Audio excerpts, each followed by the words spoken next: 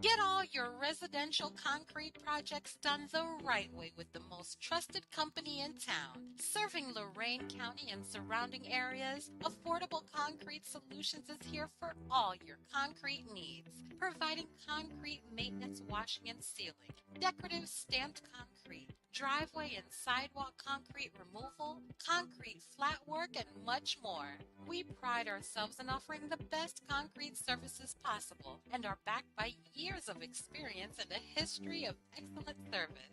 It's our ultimate goal to provide each and every client with the highest quality of workmanship, professionalism, and efficiency while emphasizing exceptional customer service. We design, install, and maintain all concrete. Whatever your concrete needs, let ACS be your answer. Contact us today for your free estimate.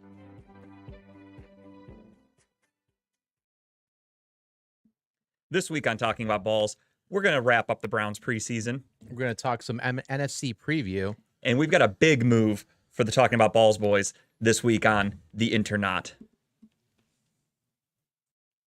Cleveland! This is for you! Talking about balls.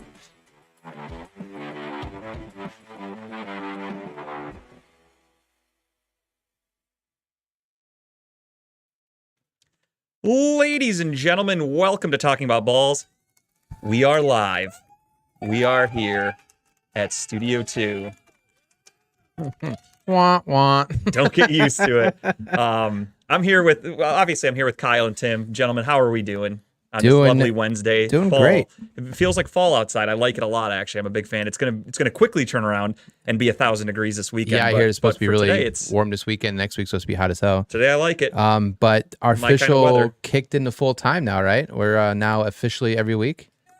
Yeah. Never know where we're gonna be coming from either. Could be coming from this studio, next studio, basement. So Not at all. Tim, how are you? I'm excellent, man. My birthday is tomorrow, dude. Oh, that's right. How old are you gonna be? 34. 34. Welcome to the club. I just turned 34 this year as well, my man. Feels good to be You young. kids. The young kids on young. the show. Young buck. The young bucks. The young go-hards. That's us. I mean, I don't even think at our age or your age, going hard even happens anymore. Oh, it does. That Sum 41 concert, I drank a shitload. I had a good time. I think he was talking about erectile dysfunction. Ayo. Oh, at his age, yeah. No, my shit still.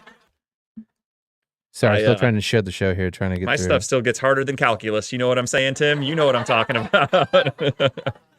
Calculus is actually pretty Depends on the simple. person. I'm not a math guy.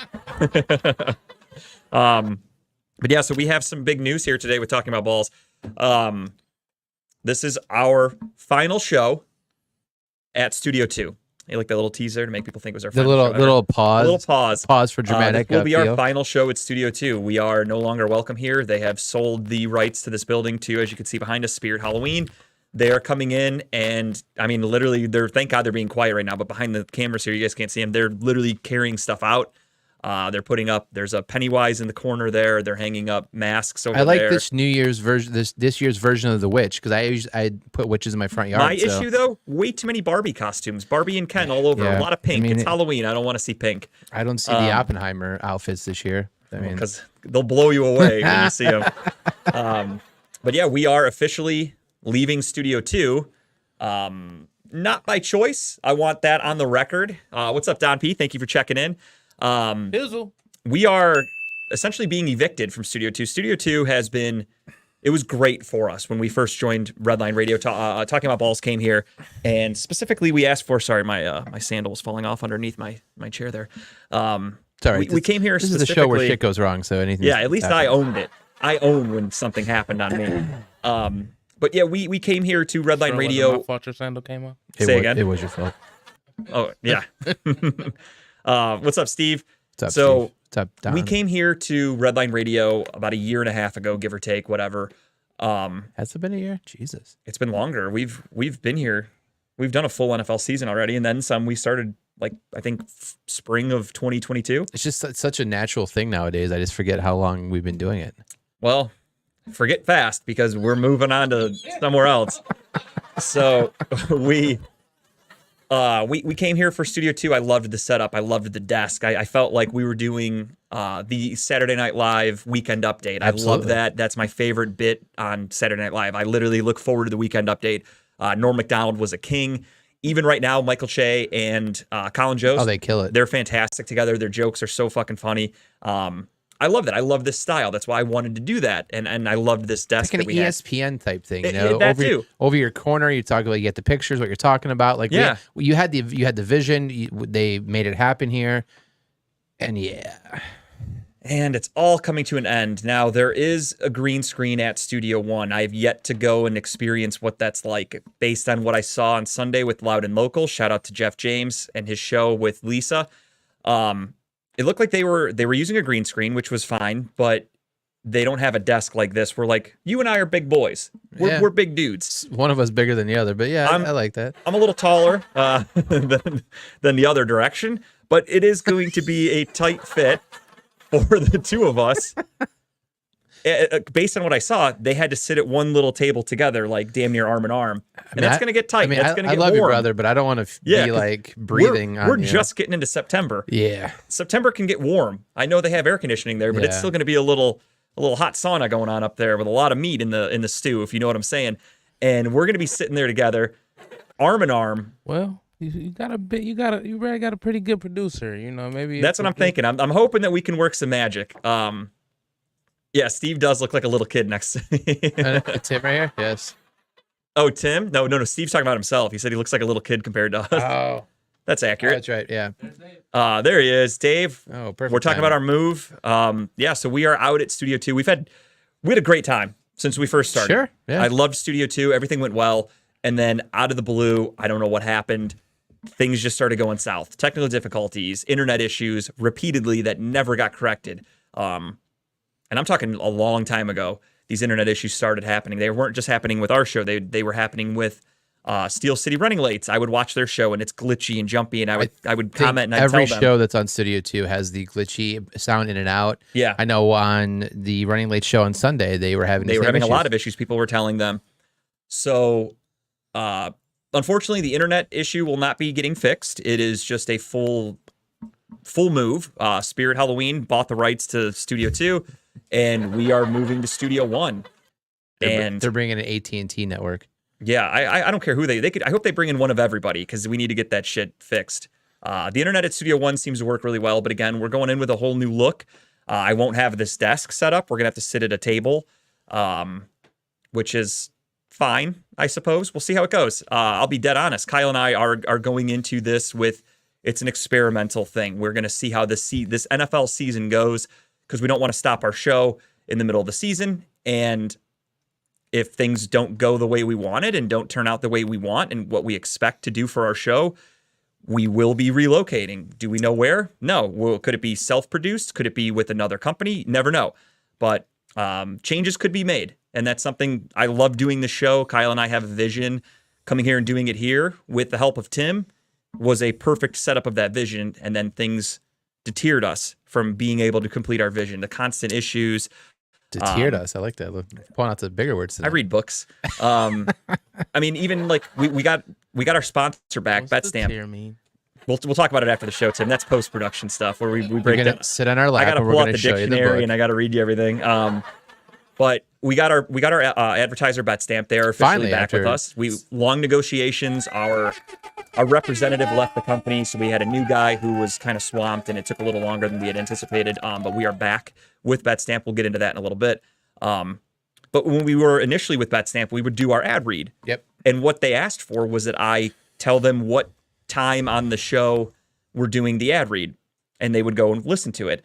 And 9 times out of 10, you couldn't even fucking understand it because it was so glitchy and choppy, and it was starting to really irritate. Hard you guys heard me hard last to get week. paid when they can't know what you're saying. You know? That's something that they're going to be like, well, if you're not really doing ads because no one can fucking understand you, it doesn't count as an ad read, and that's fair. Go back to your country. Yeah.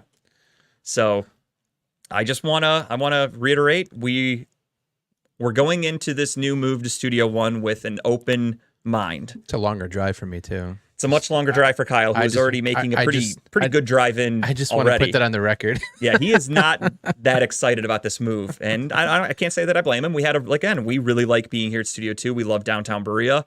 Going out sometimes before the shows, going out sometimes after. It's convenient. I'm gonna miss my sweet mango. It's great. I'm gonna miss seeing all the bars down the street. There's Front Street Social. There's convenient food and bars. My wife and I would go eat at that Mexican restaurant every so often. She actually jokingly texted me today and goes, "Do you want to go there one last time after Studio 2?"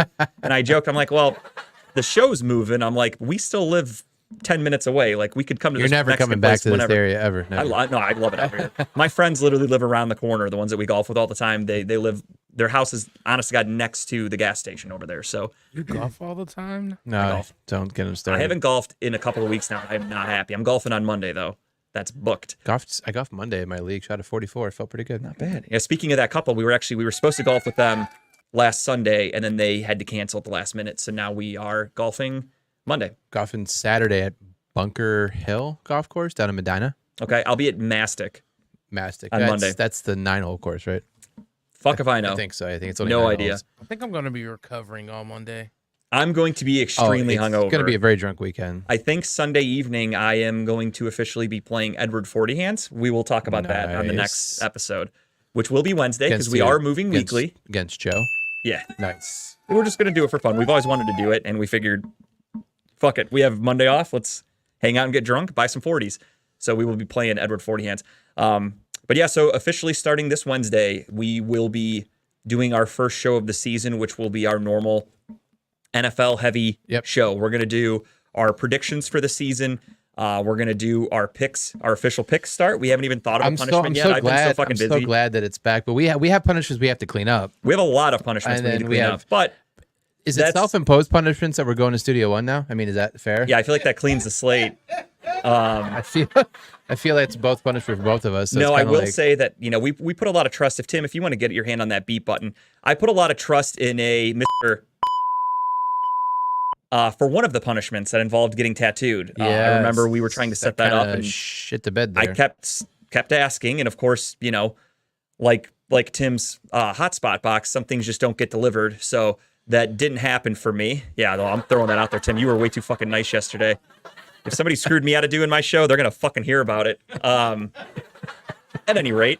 So yeah, I was relying on somebody that is the most. Hey, we're 10 minutes in. This hasn't even stopped yet. Unreliable person in the fucking world. I tried to rely on and depend on, and that slapped me in the face. So I reached out to my own tattoo artist. What's up, Sean? Yep. And asked him if he could help me with the punishment and let us film it and do all that stuff. What did he say? He said absolutely. So we got to get a plan then. So the only problem is he lives out of state. He comes up here every so often. Is that the one right down the street from my house? Yes. Oh, it's even more perfect. But I don't know when he's going to be back up here. And, when he Chad? comes up, he gets pretty busy. So, hey, guys, thank you guys for stopping in and watching.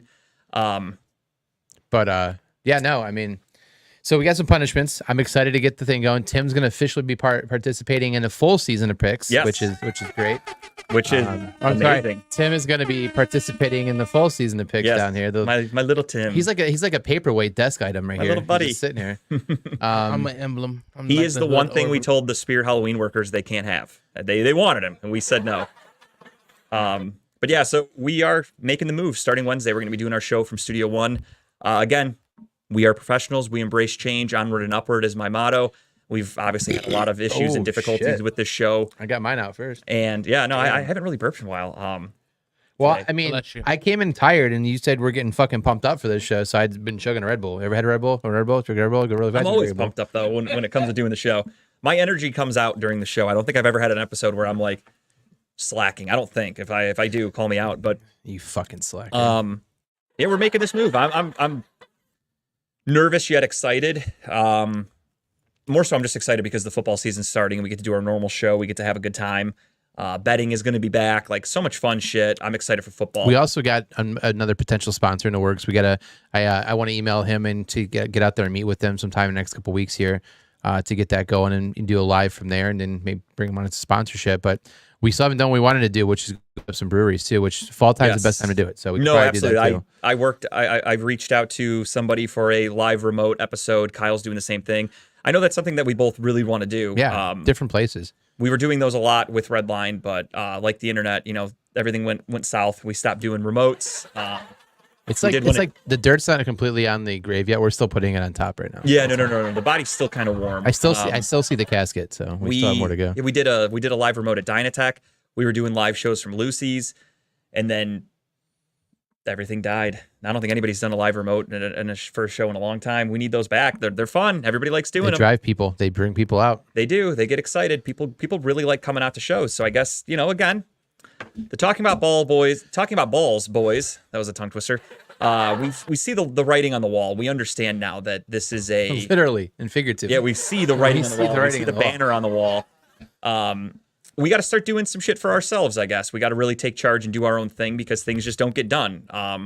So that's our attitude. Again, we're going in with an open mind. Positive attitude. Positive energy. Positive energy and attitude. Maximum effort, whatever you need to say to make yourself feel better.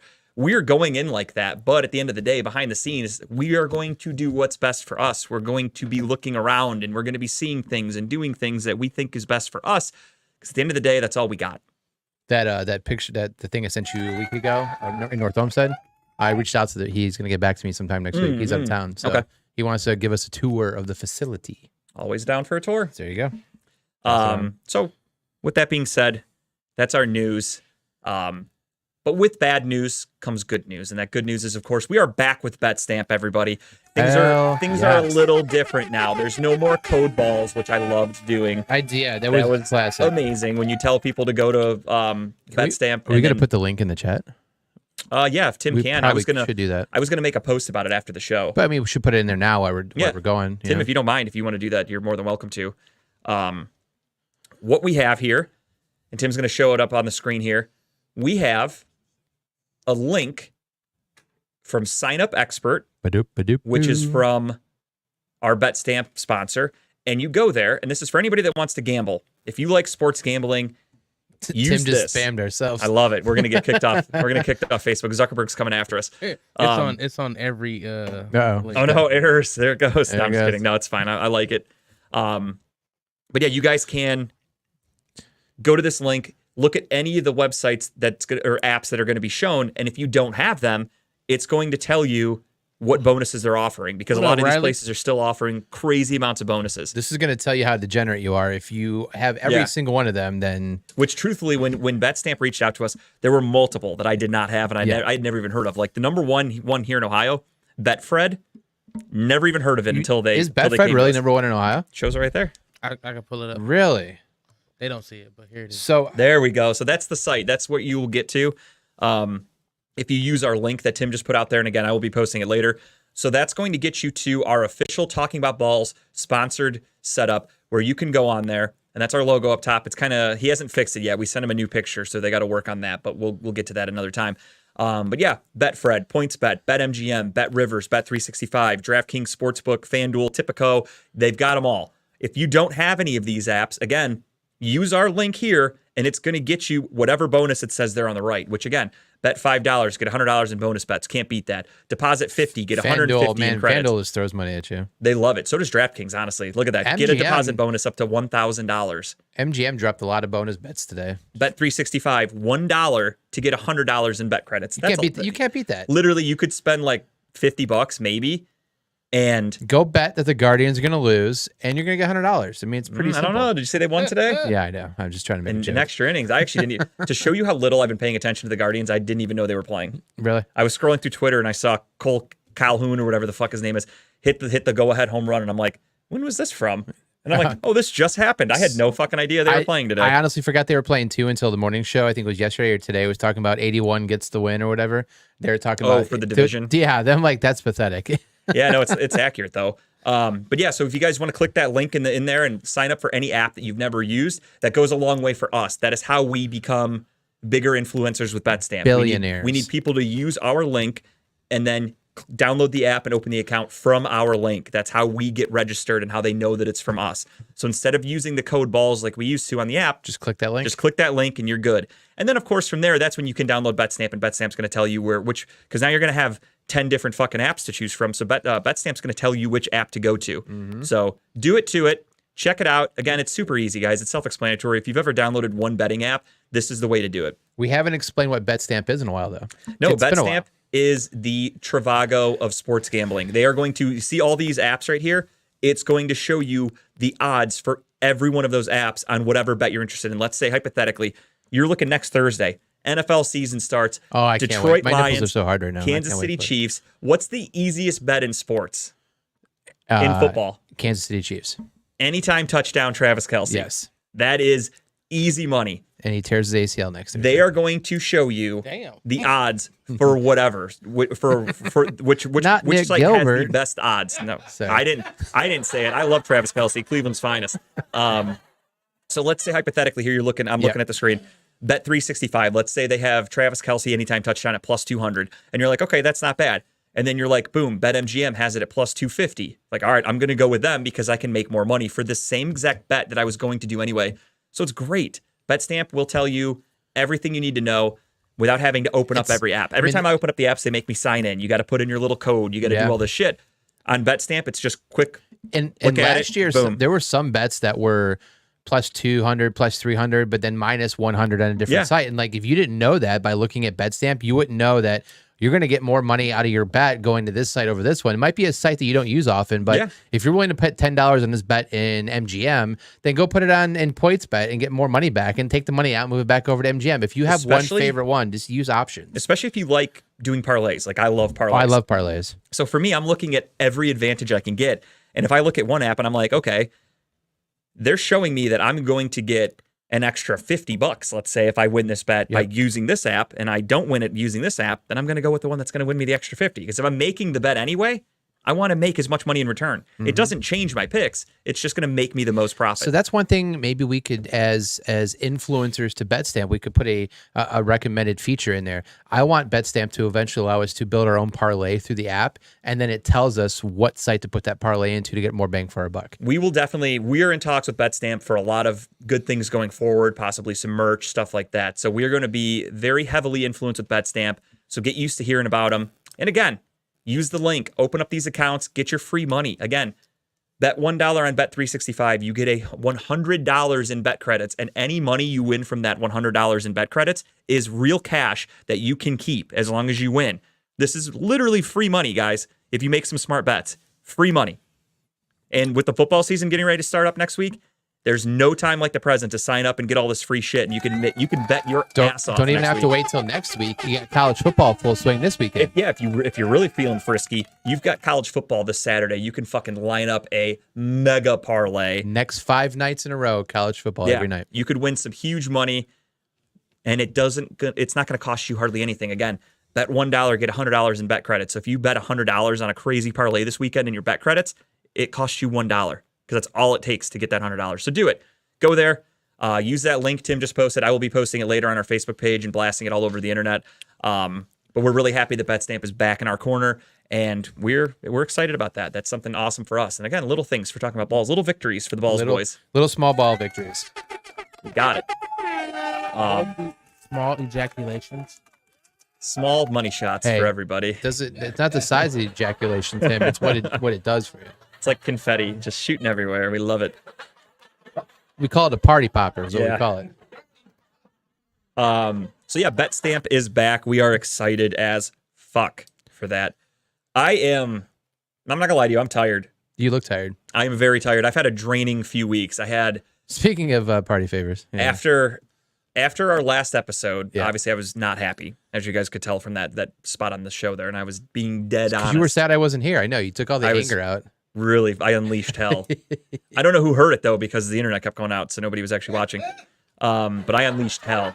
I heard one Tim. of every Tim 5 words. I heard Tim every heard 5 it. words you said. And that's all that matters is Tim caught it. But no, after that, we had Romer's wedding. Fucking blast. A blast. But that was a very busy weekend for me where I didn't have a minute to myself. Look good, though. All blue. Thank you. Yeah, Looked they were very snazzy. nice suits. Very nice suits. Then after the wedding, we had the Sum 41 concert. That was awesome. That was a fucking great time. And then Ohio decided to get hit with some of the worst storms in history with more water. I think they said it was 250 billion gallons of water, enough to fill up Cleveland Browns Stadium 15 times. I was reading some obscure facts about it. Insane. I'm sure you guys all saw the pictures of I-90 being over in flooded. Lakewood. Yeah, that was crazy. By McKenzie. There were some streets in Parma, in Brook Park and West 54th were flooded, and they had to rescue people with little rafts. My basement flooded again What is Second that? time- What is that? The second time in the Second time in a month, and what the third time in 3 years because it flooded during COVID. So it was May of 2020, July of 2023, and now August 2023 again. This time, however, just only got about 2 inches But of, it wasn't sewage, right? of It pure wasn't just rainwater. water. It was Got completely clear. It drained relatively quickly.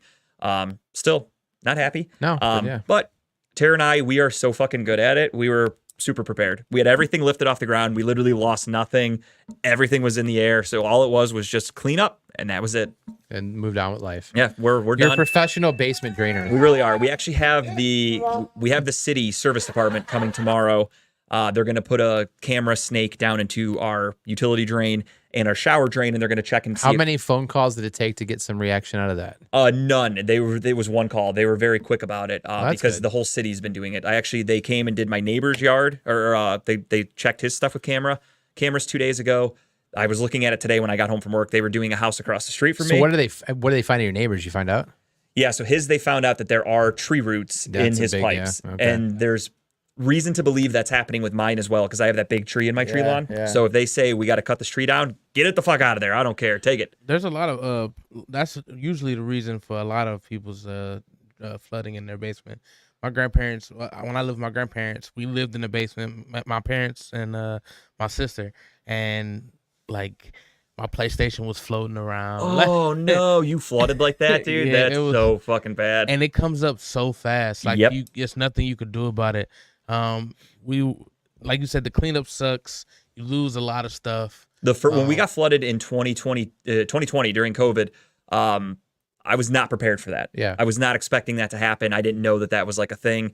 That was my first experience with flooding. So I was literally sitting in the basement watching TV, and all of a sudden I looked to the corner of my eye, and we had carpet at the time, and I'm like, the fuck's moving? And I look, and I'm like, that's fucking water coming over the thing into my carpet. And I'm like, what the fuck do I do? And we had stuff like ground level. Yeah. Like we lost a lot then. And then this next one with the flood in July, same thing. We had everything lifted. Like we were really prepared for it. The only problem was the water got almost a foot high. So there was only so much we could do. We lifted shit, but it just wasn't high enough for some things. Yeah. This one on Wednesday though, fucking great. So I'm sorry to interrupt, Tim. Go back to your story. I apologize. No, you good. I mean, it's just, it's the same thing. Ours came up to like our third stair. Oh. Like it was like I want to say like knee high. Well, it was higher. Well, knee high now where I am now. It was probably like I could have really went swimming in it. Jesus. At the time, it was when I was younger, and like even still, like they have the issue sometimes. But there's no one's in the basement. So Yeah. And that's what sucks is like we don't have a big house, so that's like my hangout area. I'm sure you've seen pictures and everything. I've got all my decorations on the wall, my Browns and autographs and shit. I like sitting down there. No bullshit, last Wednesday during the storm, I was in the middle of a fantasy football draft. Tara comes home from work. I'm down there. The draft had just started. And she's like, hey, it's storming pretty bad. We're expected to get blasted all night. She's like, we should probably start lifting some shit. So I'm like, all right. So we started lifting things. We're doing it again. I'm like holding my laptop and I'm fucking lifting everything and getting it all ready.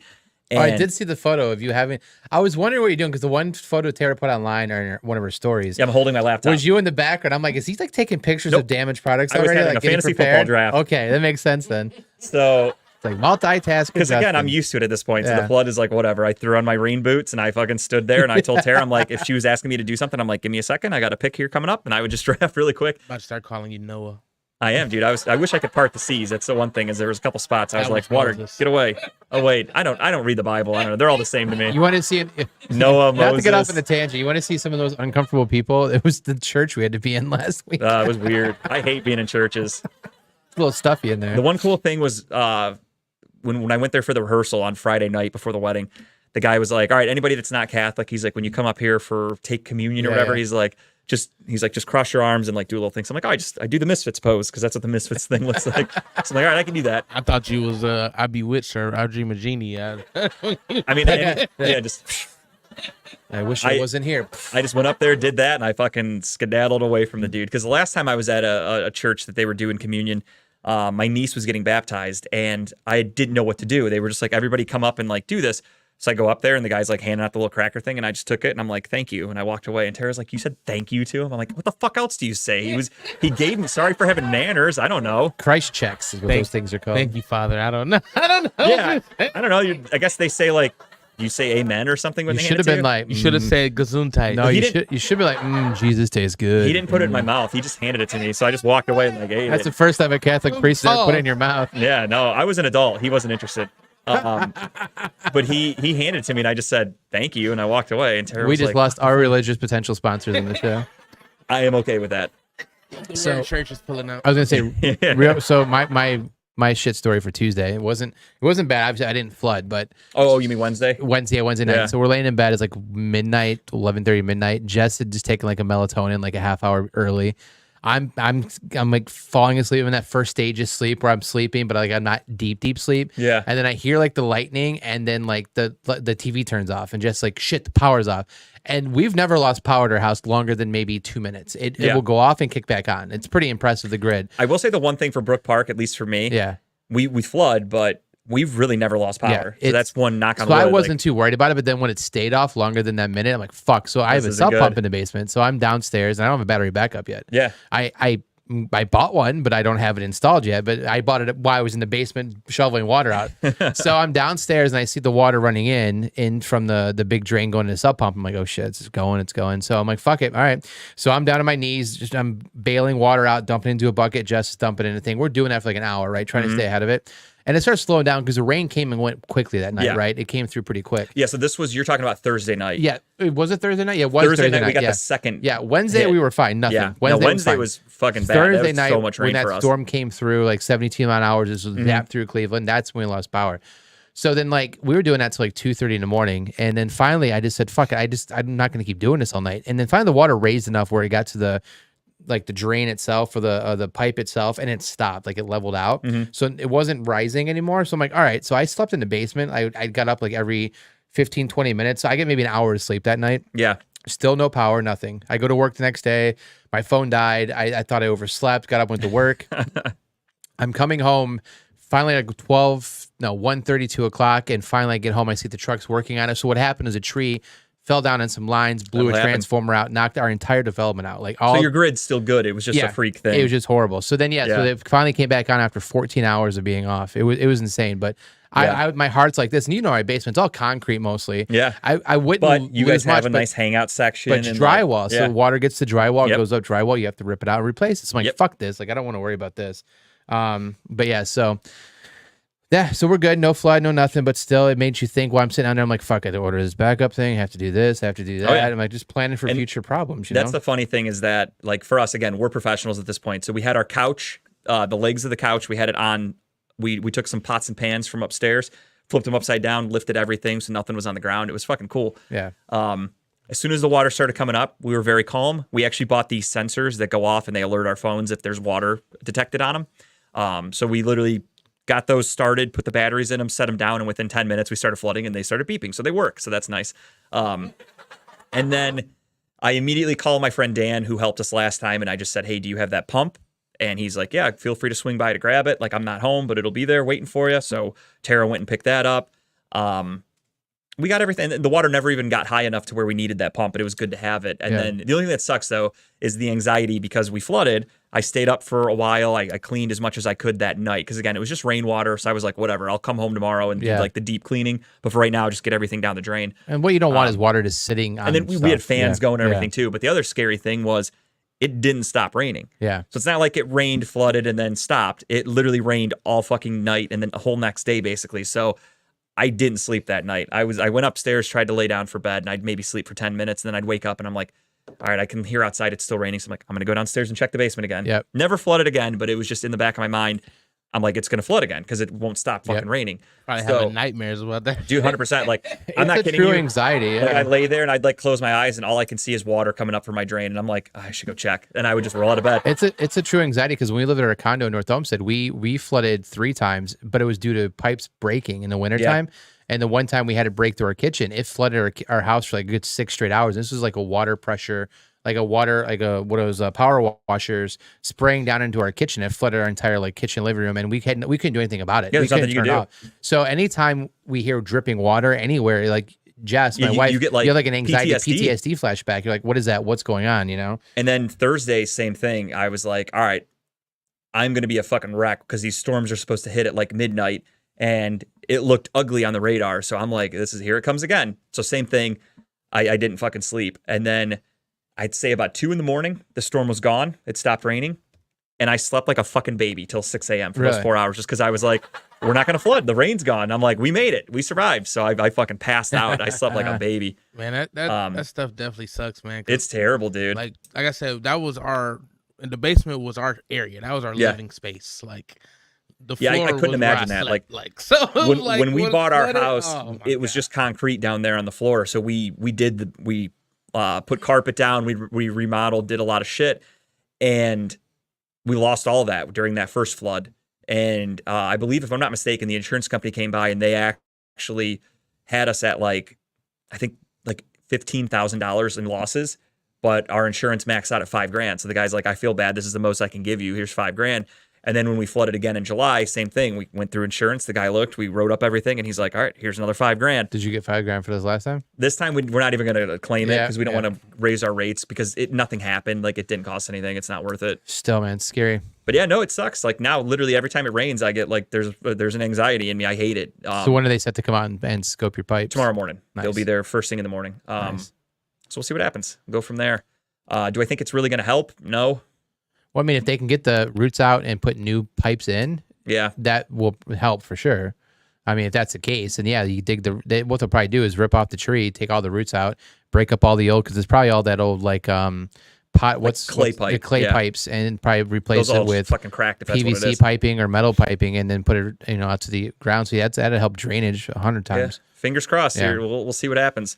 So that'll be tomorrow. But yeah, no, never fun. Being a homeowner is not fun. I highly recommend, if you do not own a home, don't do it. Stay in apartments. Have a landlord, so when shit goes wrong, you can just make them fucking come fix it. Well, for investment purposes, don't buy a house anytime in the next 2 years anyways, or you're going to be paying a shit ton more than you want to. If you can't afford to buy a house, then you must be fucking rolling in it, because houses are expensive as fuck right now. Yeah, it's not worth buying a house right now. Another thing I want to talk about, we talked about this a little bit earlier. Fuck buying tickets to events these days. Oh, the Ticketmaster. Dude, those fees are fucking insane. I won't say for what, because it's my tip for the end of the episode, but I wanted to buy tickets to a show coming up, a live podcast, and I was like, okay, they're not that bad. It's a smaller kind of venue, and the upper deck were like $40, and then there's some like lower level on the sides of the stage for $50. I'm like, that's actually a really good seat. That's $10 more. Fucking who cares? So I'm like, boom, 2 tickets in the cart. Let me get these for me and Tara. I'm like, all right, it's gonna be $100. There's tax and some shit. Maybe it'll be like, I don't know, $110, kind of what I was thinking. Motherfuckers have $8.50 service fees per ticket. So 16 tax, there. They've got other fees. It was what should have been maybe a little over $100 was almost $140. Like, I'm almost paying for 3 fucking tickets just in fees. And that's what I don't understand. What is a service fee from a website? Right. It's not like you're buying it. When and you used to have to go to fucking Dillard's or wherever to buy a ticket in person, you'd have to get there. You had to wait in a line. You might not even get a ticket. The good old days. How the good old days. We You had to go to the mall. Like, I remember that shit. I'm sure everybody watching remembers that shit. A Ticketmaster location. You had to go buy. Yeah, you had to go to like Dillard's or JCPenney or something like that. Marks. Yeah, Marks. Like there were places you had to camp out to get tickets, and it was no bullshit. Like, these go on sale at 10 a.m. and the little guy like lifts his fucking thing off the window, and you have to run up there, and you're like, I want 2 tickets, and like you got to get them quick. That's a service. If they charged you a service fee for a human being going, hey, I've got tickets in section 132, here you go. That's a fucking service. Yeah, I'm doing all the work myself.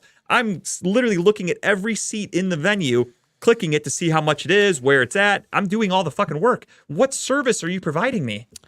Yeah, I don't understand it. I'm curious. I'm gonna look it up now while you're talking about it. I'm wondering what Ticketmaster's stock value is right now. I don't know. They can go fuck themselves though. That's crazy, the amount of money they're raking in. But so is every other site killing like that, with like Taylor Swift and shit. Vivid or on It depends on on who it is. I don't know if it's determined by the artist or if it's determined by the site, because there's a band that I really like, and they're coming to town. Is Live Nation and Ticketmaster the same? Yes, I think so. There's a band that I really like coming to town, and they posted yesterday. They were like, is $30 after fees a decent price for our show? Like, they were legitimately trying to figure out what fans can afford to do. And I'm like, that's actually not bad for a ticket to a concert with like 4 bands. $30 is not bad. Because again, that includes all the fees. So I was like, that's actually a really good price. The biggest but- ripoff too, though, is they do what they call true fan event, right? So they do this. So my wife did it with Taylor Swift. Signed up for it's called Real Fans, right? Okay. So if you sign up for it beforehand, Oh shit! Kyle's wife's on Real Fans. Oh wait, that's a different fans website. So if you go on there and you I'll sign, support. if you go, oh yeah, how much you willing to spend? Yeah, nice. You don't want to know. So you go in there, it's like basically you're like a true fan or real fan of whatever artist you're trying to see. So you sign up for it, then you get picked, like hand-picked to get pre-sale prices, right? Yeah. So then you go out there and spend $2,000, $3,000, you're spending $200, $300, right? So she didn't get it for Taylor Swift. And then we did it for Luke Combs, who did the real fan thing for that. We didn't get it, but then we saw that Citibank was doing like Citibank pre-sale. If you have the So we Citibank have card. the Citibank Yeah. card, so we signed up for it, and so our tickets were, I think, 175 a piece, and they were like down by the floor, like really good seats. After they went on sale to the public, we noticed that everything was $700, $800 a ticket. You know, that's because now everyone's buying them and reselling them. Yeah. It's insane. It's insane how unfair it is to a person who just wants to take like a kid or a family member or whatever and go watch a concert, because now you're paying for prices where you're going to be up in the nosebleeds. You can barely see the damn concert. And because you don't have $1,000 or $2,000 of disposable income, you can't go watch somebody. It's ridiculous. Sorry, verified fan. My wife corrected me. Definitely bullshit. Scalpers for sure are ridiculous. It's all robots, and they say, "Oh, are you a robot?" And they're bypassing They're it getting for right sure. through it. Absolutely. But the other thing too is like, okay, that happens. Scalpers have been around forever. Even back in the Yeah. day, they would sell you. They'd stand outside. Who needs tickets? Who needs Sure, tickets? but it's like a But mobile. for me, it's more so. It's just the fees. That's what really pisses me off with everything. The It's fees are crazy. too. I mean, we paid $300 and some for both of them, but included that was like $30, $40 worth of fees. Yeah, which again, where are those fees going? And then Steve brought up a good point. He said it's mostly the venue. So like the venue I'm trying to get to is I think it's like the Masonic Theater Temple Live or something like that. It's called. I've actually never been there. Is it downtown? I think. Yeah, Honestly, that's where Jesselnick's going to be at too. Is that the same place? Yep. Okay. Yeah, I'm not familiar with the venue. I've honestly never been there. I've never been there either. I just know it's downtown. Well, I guess we'll see it in October. But there's another show that I want to go to that's coming up, and it's in September. And again, and I just was like I think it was like $143 or something like that after everything. I'm like, that's 3 tickets because they're $50 tickets, $49.50, and 2 tickets cost me the price of 3. That's fucking outrageous. So, I did not buy them. Yeah, I'm kind of on the fence of if I want to go. I think I really do want to go because I do love these guys. So it's kind of like I'm just gonna do it. If there's a trick though, like just to get cheap tickets right before the show, that I want to know what that is, because there's people who buy like floor seats and don't spend like thousands. Oh yeah, I know. That's the other thing too, is I'm gonna look on like resale places and see if there's anybody that's like, fuck, I can't go anymore. Like I gotta sell like these for face value. it's like you're gambling with people, right? Yeah. You're rolling the dice that someone needs to sell those seats. Yeah, I did that with the Cavs beforehand. game before. I waited. It was right the first year we got LeBron, Kyrie, and Kevin Love. The first time they were all together, or the first year they were all together. We were playing like the Sacramento Kings on like a fucking Monday night. It was a middle of the week, whatever, like early week weekday game. And I got home from work and I was kind of bored. And I looked at Tara and I'm like, I'm gonna look up Cavs tickets tonight because they're playing a shitty team. And there was somebody that had floor seats, and this was at like 5:30. The game tips off at 7. They were selling floor seats right behind the basket, literally second row or whatever, for like $100 a piece. So I looked at Tara right away. I'm like, I'm buying these right now. I'm getting an Uber. We're fucking going to this game. And they were the best seats I've ever had. And it was amazing. And I got it for dirt cheap because I just waited to some guy that was like, fuck, I can't go. Like, I want to make something. So I threw him up there. Yeah, sometimes waiting is good. But the other thing I'd be afraid of is like, if it's like a game, something I could just go to whenever, I'd be like, whatever, I missed it. But for this, I don't know if these guys will ever be back. Like, long story short, it's a group of dudes that do a podcast that I just started listening to. I don't know if they've ever toured in Cleveland before, if this is the first time, if it's something they'll do again. They might only be doing it right now because of the writer's strike, so they're not working because they are actors. So this might be the only opportunity I ever get to see them live, and they're funny as fuck to me. So I might go. But again, I'm sleeping on it. I'm thinking about it. We'll see what happens. But yeah, dude, fuck ticket fees. It's craziness. Like I said, I can't wait for the documentary and Ticketmaster. Craziness. I am willing to be a part of it to bitch if they want me. Because I love, you guys know me, I love complaining. That's my shit. So get me on there to complain about Ticketmaster. It's my jam. I'll bring up my issues with Redline Radio on the fucking Ticketmaster thing. They're gonna be like, sir, this has nothing to do with it. I'll be like, I don't care. You keep that record going. You're keeping this on there. I'm just an angry boy. I can't help it sometimes. All right. Well, I honestly, guys, by the way, I want to put on the record. Yeah. I love bullshitting in the beginning of our show like this. Honestly, we have not talked sports once. and we were 45 minutes in, and that was flawless. Like, I could keep going. I just love talking. I think that's been a great addition to our show. I do too. How do you guys like it? We got some viewers out there. Do you guys like us just shooting the shit, or do you want us to stick to sports? What do you guys like? And I need to get a little poll going. I want the general consensus. I mean, not to be biased, but my thing is, I think that with us doing it every week, I think having a 30-minute bullshit session is I'd nice. love starting the show with that. Just I literally, it's not sports oriented. We can talk about anything. when movies, I books. do the show setup. What's that? Yeah, it's good therapy. I think so too. It feels good. It just gets everything off my chest. When I do the show prep now, I literally start off with intro, BS. and then I write BS because we're bullshitting. We're shooting that shit, baby. Let's go. Shoot the shit. We should go to Fiverr Steve is on and we board. should get a logo made for a shoot the shit segment. It's just gonna be. It's gonna be Someone shooting like some- those potato guns with shit coming out of it. No, I want it to be somebody in like some sort of sports outfit, literally just spraying diarrhea, like shooting shit out of their ass. That's literally what I want. like that. Maybe out of their mouth though. That would be Ooh. We'll do a guy in a Steelers jersey just coughing up shit. That would be perfect. I've got some Photoshop people who are pretty good at it. We could use. I mean, I did see certain photos. there is a legitimate picture of the guy that shit his pants in a Steelers jersey that floated around the internet a while ago. I think we put it up on the show before. We wouldn't hit with a trademark thing. It's not been trademarked, right? I mean, there's no fake. Some random guy taking a shit in his pants in the bathroom. I don't think you could trademark that. That's God given, baby. That's That might for be everybody. the shoot the shit segment moment, right? We'll there. figure it out. But yeah, I love shooting shit with everybody, and it's a shame that this is the last time we're gonna get to do it here. And none of it's planned, by the way. So it's just called BS segment, and that entire 30 minutes was just talk. And then, yeah, when I go back and rewatch it, though, it's going to sound like it's going to be because the fucking internet probably went out because it's fucking never works. I'm starting to get mad again. I did it to myself. I got in my own head. Let's move on to sports before Moving you on. blow your top too much. Speaking of things that really piss me off on a regular basis, the Cleveland Browns. Let's do it, ladies and gentlemen. I wasn't too mad, honestly. No, not yet, but the season hasn't started. This Yeah, is where I it starts know. to get fun. So the Browns played a couple of preseason games since the last time we talked. They played the Philadelphia Eagles Thursday after our show ended, and it was a tie. Cade York missed the game-winning field goal and got a second chance because of a penalty and missed the second attempt at the game-winning field goal. He went wide right and then wide left. Yeah, right? he decided to say, fuck it, I'm splitting. And then you fast forward to that game was pretty smooth. Nobody really played. It was all backups for the most part. No real injuries or anything of note to take away from that one. Then you fast forward to the Saturday game against the Kansas City Chiefs. The Browns just played their fourth and final preseason game.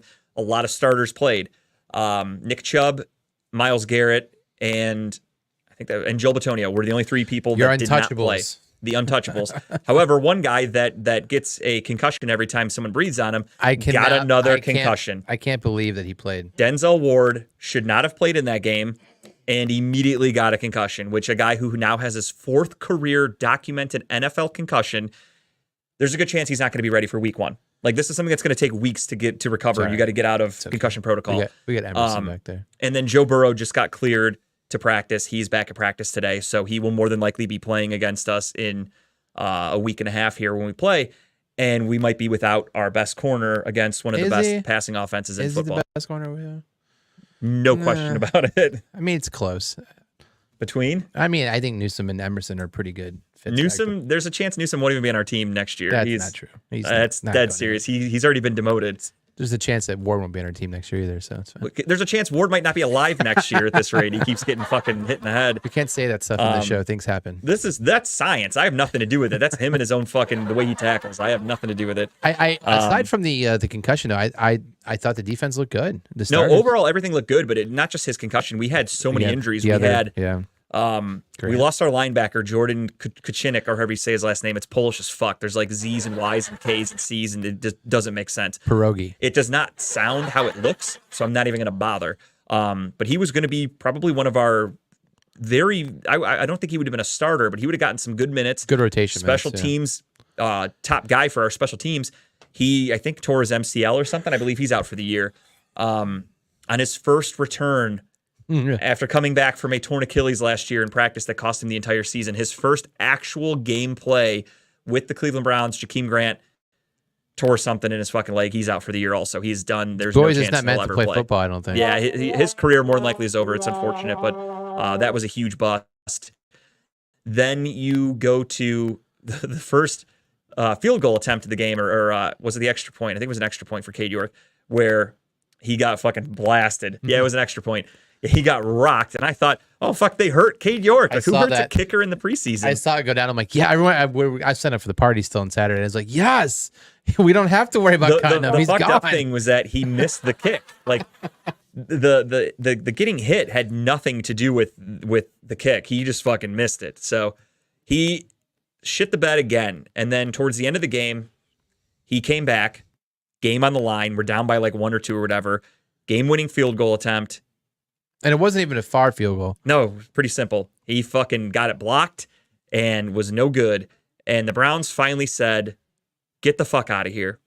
And during cuts, he did not make the 53-man roster. He was waived.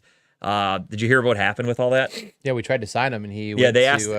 So what happens is if you're within 5 years of being in the NFL, if you have less than 5 years of experience in the NFL, you get what's called waived. So you have to go through waivers, which means every team has until the next day at noon to put in a claim for you if they want you, and it goes in order of the records. So worst team would get first dibs, et cetera. It goes down. So Cade York cleared waivers. Nobody was interested in him, which made him technically a free agent. And the Browns said, okay, well, now that you're a free agent, we want to sign you to our practice squad. So you could still be on the team. And maybe if we need you one day, if you can get your head cleared out, you'll be our kicker. And Cade York says, I'm good. I'll see you later. Fuck off. And he left, and he went to the Titans. In the same position, so he's To on be their practice squad. He's not even their starter, but he got the fuck out of Cleveland.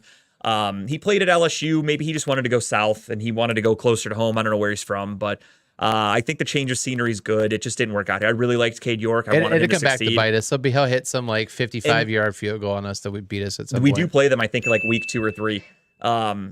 There are some interesting stories of people like that, like Matt Gay, the kicker. Yeah. I forgot who he started with. Maybe Tampa. He started out kind of shitty, kind of shaky, got cut, went to the Rams, won a Super Bowl, became one of the league's best kickers. So Daniel Carlson, same thing, who's now one of the best kickers in football with the Raiders. He started off, I forgot where also, but shaky, went somewhere else, nothing but success. Greg Zuerlein with the Jets, really good kicker in the league right now. He started with Dallas, but he was shaky there. So some guys just need a change of scenery. I don't know what the fuck it is. These kickers get yips. So here's the thing, though. But there's a good chance Cade York goes on to be a damn good kicker now. So Hopkins goes out there and misses the first field goal attempt of the season. Are we going to start looking at the holder at some point, do you think? I mean, I know that's rumors of the holder holding it incorrectly or whatever because of his history and statistics to back that up. So if he misses the first field goal of the year, are we going to be like, oh, well, just another shitty kicker? Or are we going to start looking deeper at the problem? No, I think, again, I like to think the Browns have already looked at the holder. I hope. I'm just saying there's that no way at this point Cleveland's going to melt the fuck they down. haven't looked at it. Because I know, shout out to Steve, who had, actually, I didn't even talk about that. He had his Eric Krakke Memorial golf outing 2 weeks ago. The Saturday of the wedding went fantastic. He said it was a blast. I heard from a lot of people that I know that went there. They loved it. Next year, count us in for sure. We cannot wait. I sponsored the 18th hole. That was pretty exciting. I got a little show sponsorship, Talking About Balls podcast. We sponsored a hole. Couldn't get our full logo out there, huh? But no, there were no logos on the things. It was because he said basically a lot of people would complain that like they didn't like the picture. They wanted this change. There's too many edits to be made. So he just goes text only. We could have just hand drawn our logo. It's pretty easy to do if I'm being honest. Sexual whatsoever. But the issue, like Steve brings it up a lot. Steve is on it could be Corey Bjorkes, whatever the fuck his name is. Bjorkes' fault because of his history with Mason Rudolph or Mason Crosby in Green Bay. While I'll listen to that argument, at this point going into 2 years with Bjorkes, there's no way the Browns, because again, every single snap at practice is watched. It's filmed, it's recorded, it's watched back in the meetings. So there's no way that they haven't noticed yet. Like, oh shit, didn't even realize it. He's tilting the ball. Like there's no I'm chance. Just saying that is a rumble. And then if it happens and Hopkins starts going on a weird York miss spree, it's going to get ignited even more. Yeah, but I mean, after watching Cade York do what he does, just have DTR you really hold think it's the holder? I don't know. When he fucking shanked one left, got a second chance, shanked it right. When he's kicking fucking knuckleballs that are going nowhere, like there's no way that's the holder. And the Browns are like, everything's fine. There's no way. I saw the Ace Ventura meme. It's like, who's holding the ball? And it shows a picture of, what's his face, Finkel? Or Einhorn's Finkel. Finkel's Einhorn. But you know what? Let's just be happy about the fact that out of preseason, the Browns, the biggest thing we're complaining about is that's the kicker. what I've said this whole time. And is the kicker. and a left tackle, but a it kicker. is scary though because I mean Jed Wills looked fine on I Sunday. know, but I mean, it's just, if we're Or getting picky, Saturday. if we're getting picky on either side of the ball, right? Special teams, the kicker, offense, your Jed Wills. Pat. What do you say? He said, I have a 1-of-1 Cade York that's basically worth nothing now. Thanks, Cade York. That's a bummer. Hold on dude. to it. Could be worth something. Who knows? Oh, shout out to Pat while he's here. He actually just texted me before the show started, and he wants to get everybody together and have Don't say it. a beer die and a table dice football game Oh. like party. Just have everybody get together and have fun and like play some Here we drinking games. go. And I said I am definitely gonna let everybody know, and we're gonna fucking set that up. So let's do that shit. He actually has a camper, and he said everyone's more than welcome to come to his camper. I believe you'd have to remind me on the location. It's not far. That doesn't sound creepy at all. Come No, to my camper he's at in a the woods. campsite. Like they have like he said it's like a community. Yeah, well, I keep talking. It's a cult. Community. We're a close community. You go there, you wear like a toga thing, and then at the end of the what's day, this they weird juice that we're drinking? Just drink it. You sip the Jesus juice, and at the end of the night, they set some random person on fire. What's the harm in that? That sounds pretty cool to Put me. these black Nikes on and just sit there and lay there in bed. You'll You be ever okay. see the movie Hereditary? Maybe we all end up nude at the end. I don't know, with shit setting on fire. Sounds like a fucking good time to me. All right, in that case, I'm in. So Yeah, sign me up. But yeah, no, Pat wants to get that going. Yeah, in Brunswick, he's got his camper out there. Awesome. He was showing me he's got a golf cart. He just drives around the fucking resort. It said it's awesome. It's just so fun. Like they do special like early trick or treating because they obviously no one's camping in October, so they do like trick or treating for kids and stuff. But like he said, the adults just all get fucked up and like, Yeah. you just hang out at the campsite. So Perfect. He either wants to host that. He said if somebody else wants to host that has a house, they want to open up for everybody. We'll figure it out. I told him that's fucking something I think everybody's gonna want to. Yeah, they have bands and shit. Dude, it sounds awesome, honestly. I like it. We are down. So Pat, we're gonna pencil that in the calendar. We're gonna figure out some details, but let's do it. Maybe we should have done that on our last day on this fucking desk. We could have played dice football. Oh yeah, we could have. That would have been sick. We fucked up. This is my last time in Studio 2. We're moving on. Fucked up on camera playing dice football. There you I go. thought about it too. I was running really late, leaving my house. I was actually gonna bring booze and drink. Cause I like, got some tequila. nope, I'm all set. No, Pat, my show gets derailed all the time, dude. Don't worry about it at all. Yeah, no, I don't do tequila. Fuck that. But It literally makes his clothes fall off, Tim. because I have to take it off so I don't get vomit on them.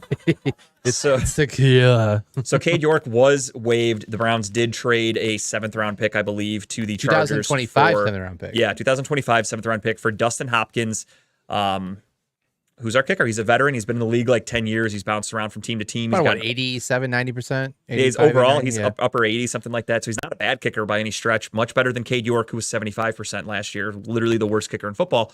So we made some moves. We're making some changes. There was another issue with that backup running back who was filling in, who, if I'm not mistaken, I believe they had like just gotten him. And with Nick Chubb not playing, with Jerome Ford not playing, they gave him the start. He fumbled the ball twice. Out of like 5 handoffs, he dropped 2 of them. And definitely not Watson's fault. It was the running back's fault. He doesn't know how to fucking close his arms on the football.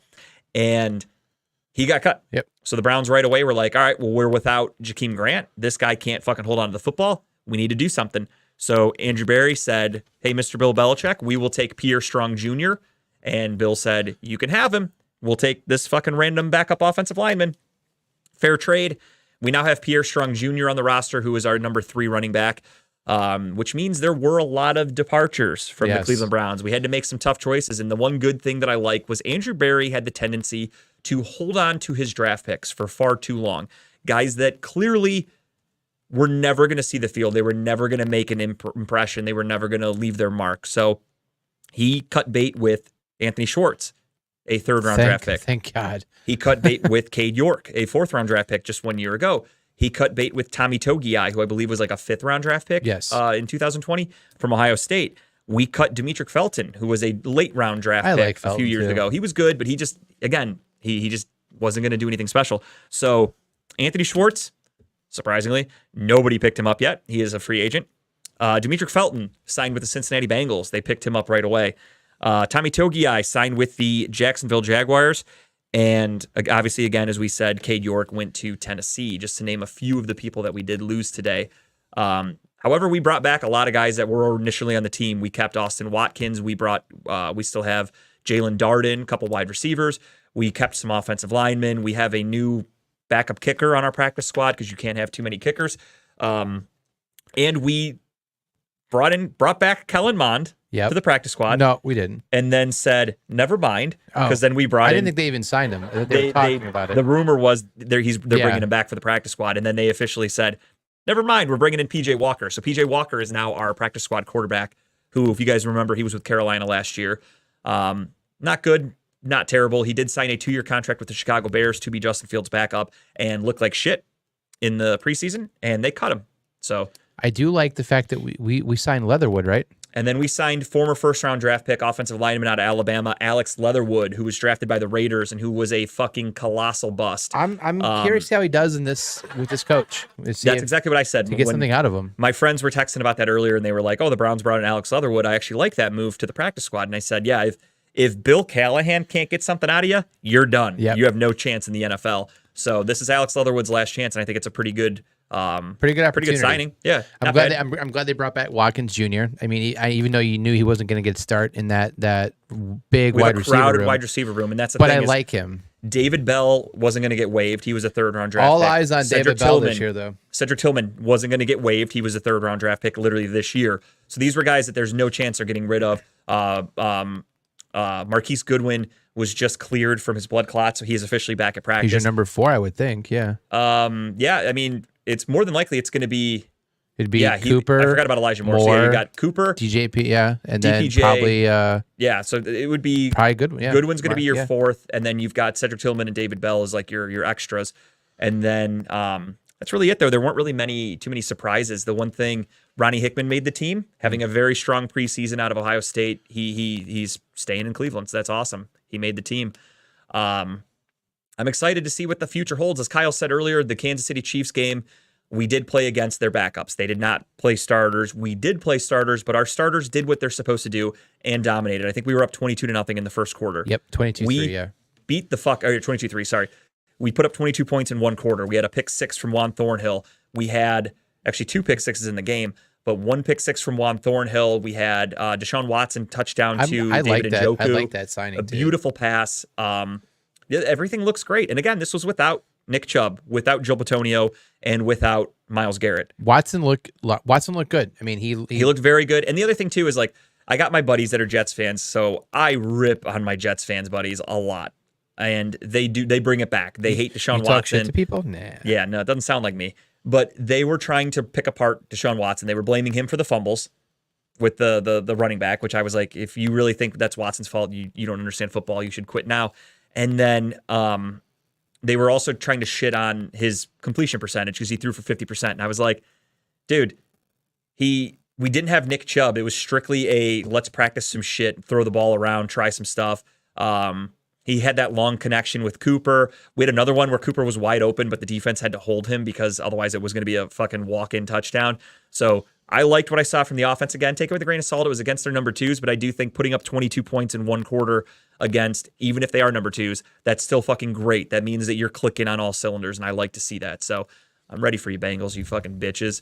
You stupid-ass cats. Who gives a shit? Even though I love cats, but I don't like Bengals. I'm ready for week 1. I'm fucking pumped. We're going to talk more about that next week, though. Obviously, we're doing what we always do. We'll Getting do our pumped picks for the season. But again, this is a make or break season. And yeah, no, I agree, Pat. I think Alex Leatherwood, it wasn't going to work there. Mike Mayock and John Gruden ran a fucking terrible organization when they were together. And Alex Leatherwood was a horrible draft pick. I had him mocked in like the 3rd round, if I'm not mistaken, that year, honest to God. And they took him in the 1st. And I was like, the fuck did they see in this kid? And he stunk. So I was right on that one.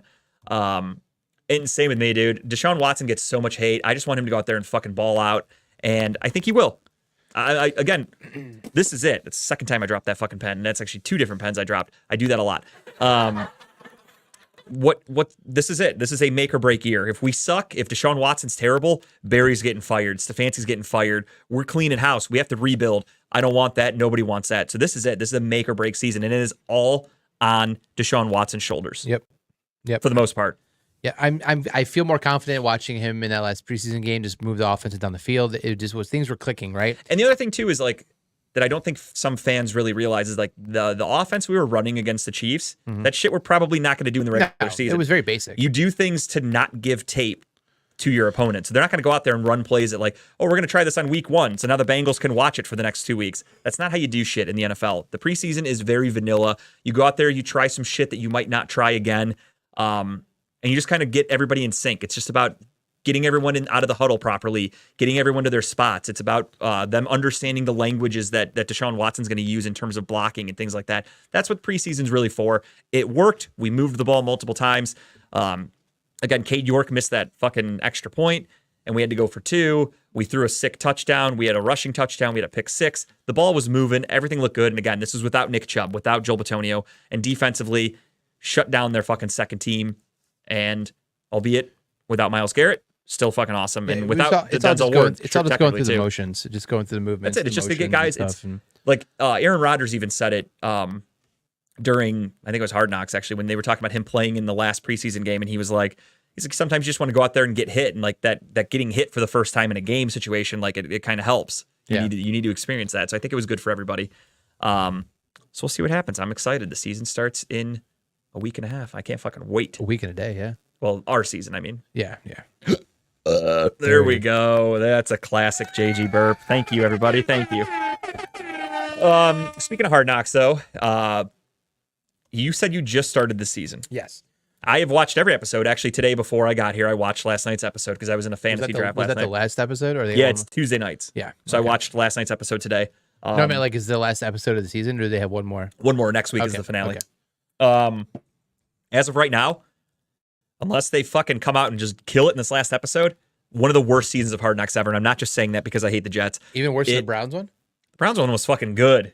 That was actually entertaining as shit, I hated dude. That one. Did you really? Yeah, just because it made us look like fools. Obviously, I just hated it because we had Hugh Jackson back there. He could not control a fucking coach's room to save his life. I just hated it. It was embarrassing. For me, I almost look at it as like that exposes people, which is good. Yeah. Like it exposed Hugh Jackson as a shitty coach. That's what got him fired. Right. It just showed how unorganized we were at the time. Yeah, 100%. Yeah. But I like that it showed that we went in with we had the number 1 draft pick that year, and we took Baker. We all know the story. Hugh Jackson looked like a fucking idiot. He named Tyrod Taylor the starting quarterback when everyone and their brother was like, why wouldn't you just name Baker? Like, what are you, a fucking idiot? Yeah. We went into the season like that. Then Baker came in. We fired Hugh Jackson. Things got rolling. It looked like this team was picking up.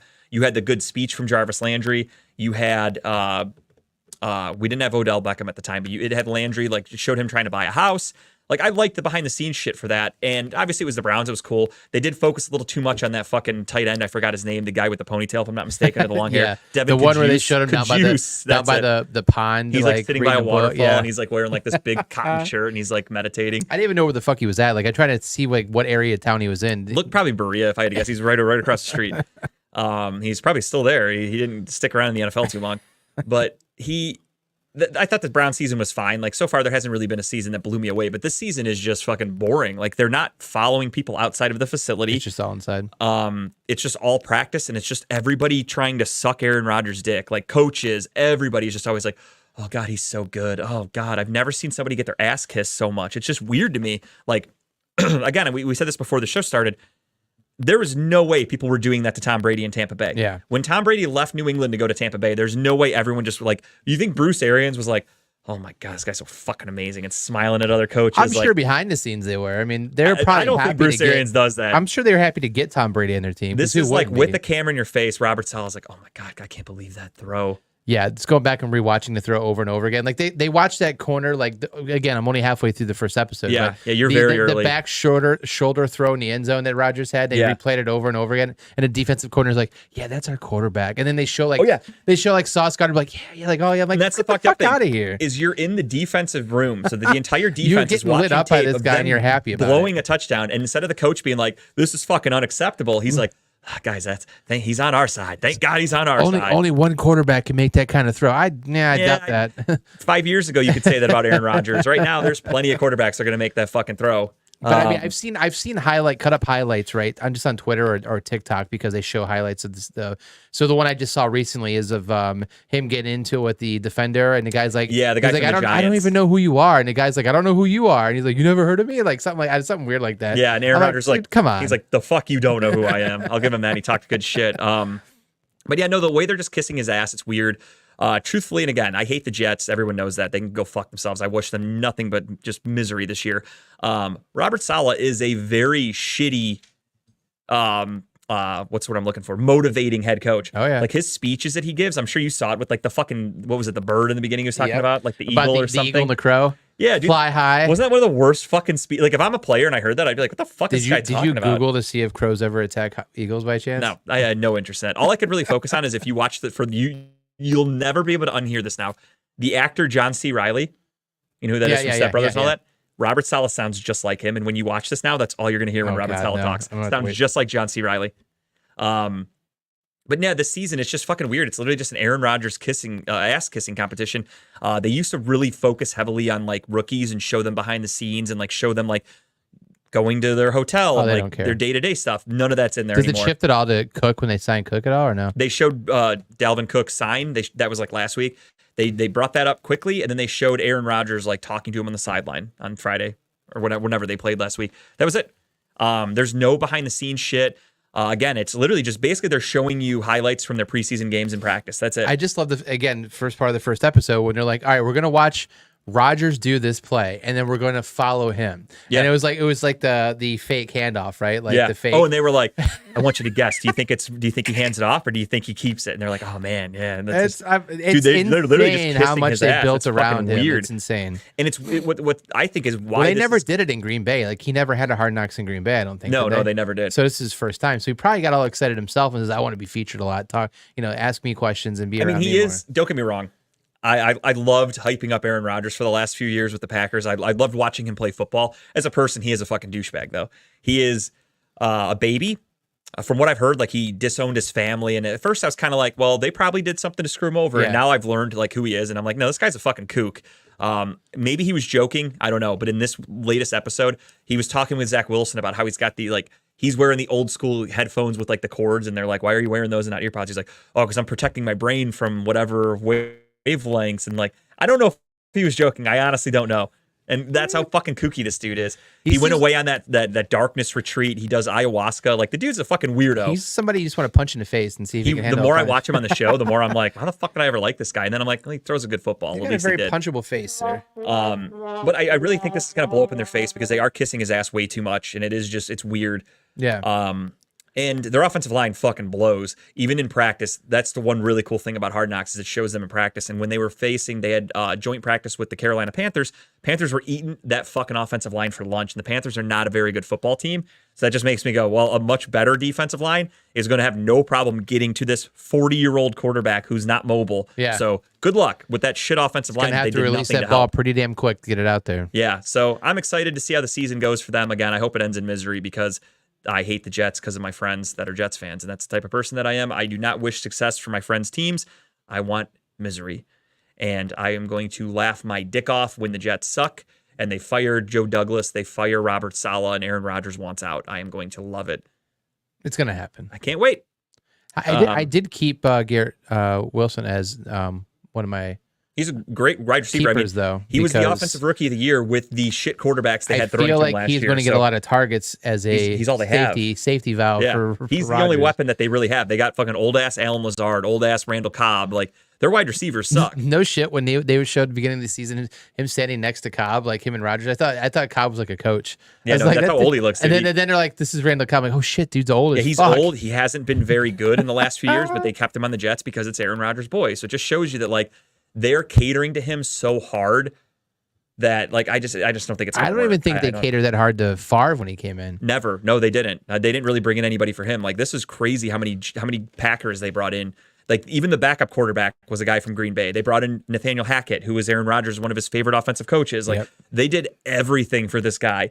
And I think that's just weird because he left Green Bay with a bad taste in his mouth because they couldn't really see eye to eye. And they didn't kiss his ass like this, I think was like the main culprit. I think he wanted to be treated like this, and Green Bay was kind of like, no, like we want to win football games, so fuck you, get in here and do your job. Like, let's go win. We're kind of like hard-nosed. And he goes to the Jets, and they're like, oh, everyone loves Aaron so much. And they even showed like a clip of him signing autographs, and little kids were like, Aaron, thanks, you made the greatest choice. Thanks for coming here. You're the best. You're so good. And he's just like, it's just fucking crazy, dude. It's like sickening. So fuck Hard Knocks this season. It kind of sucks. let's get around the NFL. There were a lot of moves that happened over the last few days. Obviously, yesterday was final cut down day to get to Some not 53. moves, too. Yeah, it's starting off. Jonathan Taylor with his holdout, he demanded it or was told he could seek a trade. The rumors came out that Miami and Green Bay, speaking of, were the two teams that went after Jonathan Taylor, attempted to at least. And the rumor that came out was Chris Ballard, the GM of the Colts, said, all right, I'll give you Jonathan Taylor. I want Jalen Waddle. And the Dolphins GM came out today and just said, just so we're clear for everybody so that they know nobody's getting Jalen Waddle. Like, he is not getting traded ever. I mean, it's not a bad idea to throw that out there as a trade. No, it's fair. If I'm the but- Colts, I would ask for him in a heartbeat. You're giving up this young running back. Give me your young wide receiver. Sure. That's a fair deal. But it didn't happen. And then Green Bay went in. God knows what they asked for from Green Bay. Green Bay doesn't have a great amount of talent. But I think it was. I mean, their first and only choice was a first rounder. yeah, it had to have been a draft pick, and they have an extra pick from the Jets for Aaron Rodgers. So it's almost like, are you willing to give up that Rodgers pick for Jonathan Taylor? And apparently they were not, unless the asking price was just too high, because Jonathan Taylor did not get traded. He was put on the PUP list, or he was not activated from the PUP list, I should say, which means he misses at least 4 games. Yep. I drafted him in my league last Wednesday because I kind of thought at the time, this dude's going to get dealt to Miami, and he's going to fucking go off, and I'm going to steal him here in the second round. Yep. And he is going to be on my IR for the first 4 weeks. Let's go, baby. Let's do it. Not a great move by me. Second round pick? Yep. Oof. It was between him and Derrick Henry, non-PPR league. I was debating between those two, and I went, well, Jonathan Taylor. I'm like, I think he's getting traded to Miami. I'm like, where there's smoke, there's fire. This dude hates the Colts. Like, the Colts stink. So I'm like, he's getting out of there. Mike McDaniel is going to fucking run him, knows how to use a running back and an offense. And it didn't happen. So I'm stuck with him. It's all right. Bailey Zappi was released by the Patriots in a shocking move. Their 4th-round quarterback last year, who actually went 2-0 in Mac Jones's absence. He was released. I believe they're going to bring him back on the practice squad, but that waiving was a bit of a surprise for people. Didn't they then go sign what's his face, the funny name from the Dallas Cowboys? He played for Dallas, then he went somewhere else. DiNucci or Ben DiNucci, I think his name was. Yeah, I think he was with the Giants actually. he was a meme on Facebook, just how it's the Italian dude saying his name. Yeah, DiNucci. It's Hey. Colt McCoy was released by the Arizona Cardinals in a very shocking move because job out there. They gave Colt McCoy all of the number 1 snaps this preseason to be their starter in place of Kyler Murray, who was going to be out at least the first month or so of the season as well.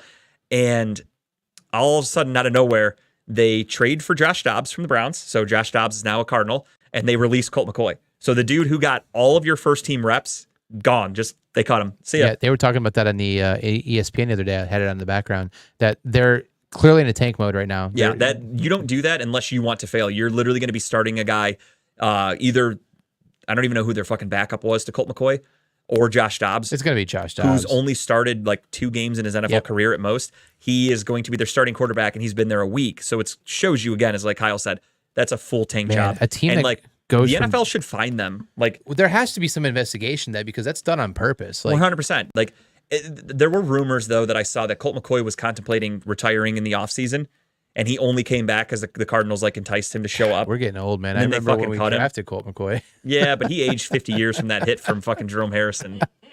That shit, dude. That was bad. I don't know how he ever fucking walked again after that, if I'm being honest. Did you see the Jags sign Doug Peterson's son to their practice squad? Yeah, he was on the team. They cut him. That's funny though, just to They have brought your him own son on back. the team. Josh Peterson, baby. Shout out to him and the Jags. Will Lutz traded from New Orleans to Denver in kind of a shocking move. Will Lutz has been the kicker for the Saints for the last like fucking 10 years or so. And out of nowhere, they trade him. And then Brett Mayer from the Broncos gets cut in a surprising move. Yeah. So some shocking kicking moves going around in the NFL, to be honest. And then Bradley Roby from New Orleans, another surprise cut. That's a guy who was slated to be their starting slot corner, who barely played in the preseason because they didn't want to play their starters, and then they cut him at the last round, and nobody saw that one coming. So that's somebody that, you know, if I'm the Browns with this Denzel Ward injury, I kind of keep an eye out for that. Yeah, I would. I mean, he's pretty good. He's 31, coming off a down year, but if you can get him on the cheap, bring him home. He's an Ohio State Buckeye, and I don't just want him because he was a Buckeye. I think he's actually a talented player, but But the in only this issue though defense, he the could only do issue though well. is he's a slot corner, and we already have that with Newsome. We kind of have that with this kid we just picked up from Kansas City today. We got that from Cam Mitchell. So we've got slot corners. It's more so we need an outside guy, and those are hard to come by. So losing Denzel Ward is obviously a crushing blow for the time being. Trey Lance was traded to the Dallas Cowboys in a shocking move for a 4th-round pick. What a fucking colossal bust of a pick for the 49ers there. I saw I'm laughing because I just watched it today, like a little meme of Kyle Shanahan carrying is like a big daddy thing where he's taking him to school he's giving him back over to Child Protective Services. Who, Trey Lance? Yeah. So Trey Lance is the face of the kid, and then it's Adam Sandler, the face of Kyle Shanahan, and then the Child Protective Services, Jerry Jones. He's like, I don't want to go. I wipe my own ass. But I love that movie. I mean, yeah, seriously. I mean, so they're all in on Mr. Purdy. It looks like, which is interesting. Yeah, I mean, they have to be. And I'm kind of curious as to how that's going to work out. One thing I'm really pissed about, we'll talk about it next week, is could the Steelers get any fucking luck here? You want to know why? Who would they sign? Nobody. It's who they're facing week 1 and who they're not going to be seeing on the field. Yeah. They're facing the San Francisco 49ers. On paper, the Niners, a lot of people think, are the favorites to win the NFC, or at least be right up there. The reason the Steelers are lucky, Nick Bosa is in a contract hold-in, whatever you want to call it. Yeah. He is not showing up to practice. He has not practiced once. He hasn't been there for the preseason, which means even if he signs a new contract tomorrow, probably not even going to be ready to play week 1. So I was reading a thing today where some people were saying you can basically go ahead and pencil Nick Bosa as an out for week 1. I still think the defense is good enough to beat the Steelers. Nick Bosa, though, is defensive player of the year, like absolutely. game-changing. Sure. The fact that he's not going to be on the field is like fucking irritates me because I hate the Steelers. I want the Steelers to lose every game. So them starting off 0-1 would be fantastic. Nick Bosa being out there definitely hurts that a little bit. But they got is Purdy going to be ready for week 1? He's good. He's been throwing. I think he's fine. Okay. Yeah. That's why they got rid of Trey Lance. I think they're confident. Who's their backup out there? Purdy and then who? What other no-name white quarterback do they have? It's a really good question. I'm not off the top of my head. I'm not sure. I'd look it up, but I can't use the internet on my computer here. Yeah, I'm not even trying. It's Studio 2, so here we go. Actually, I'll turn. I could Google it here, Timmy. I got you, buddy.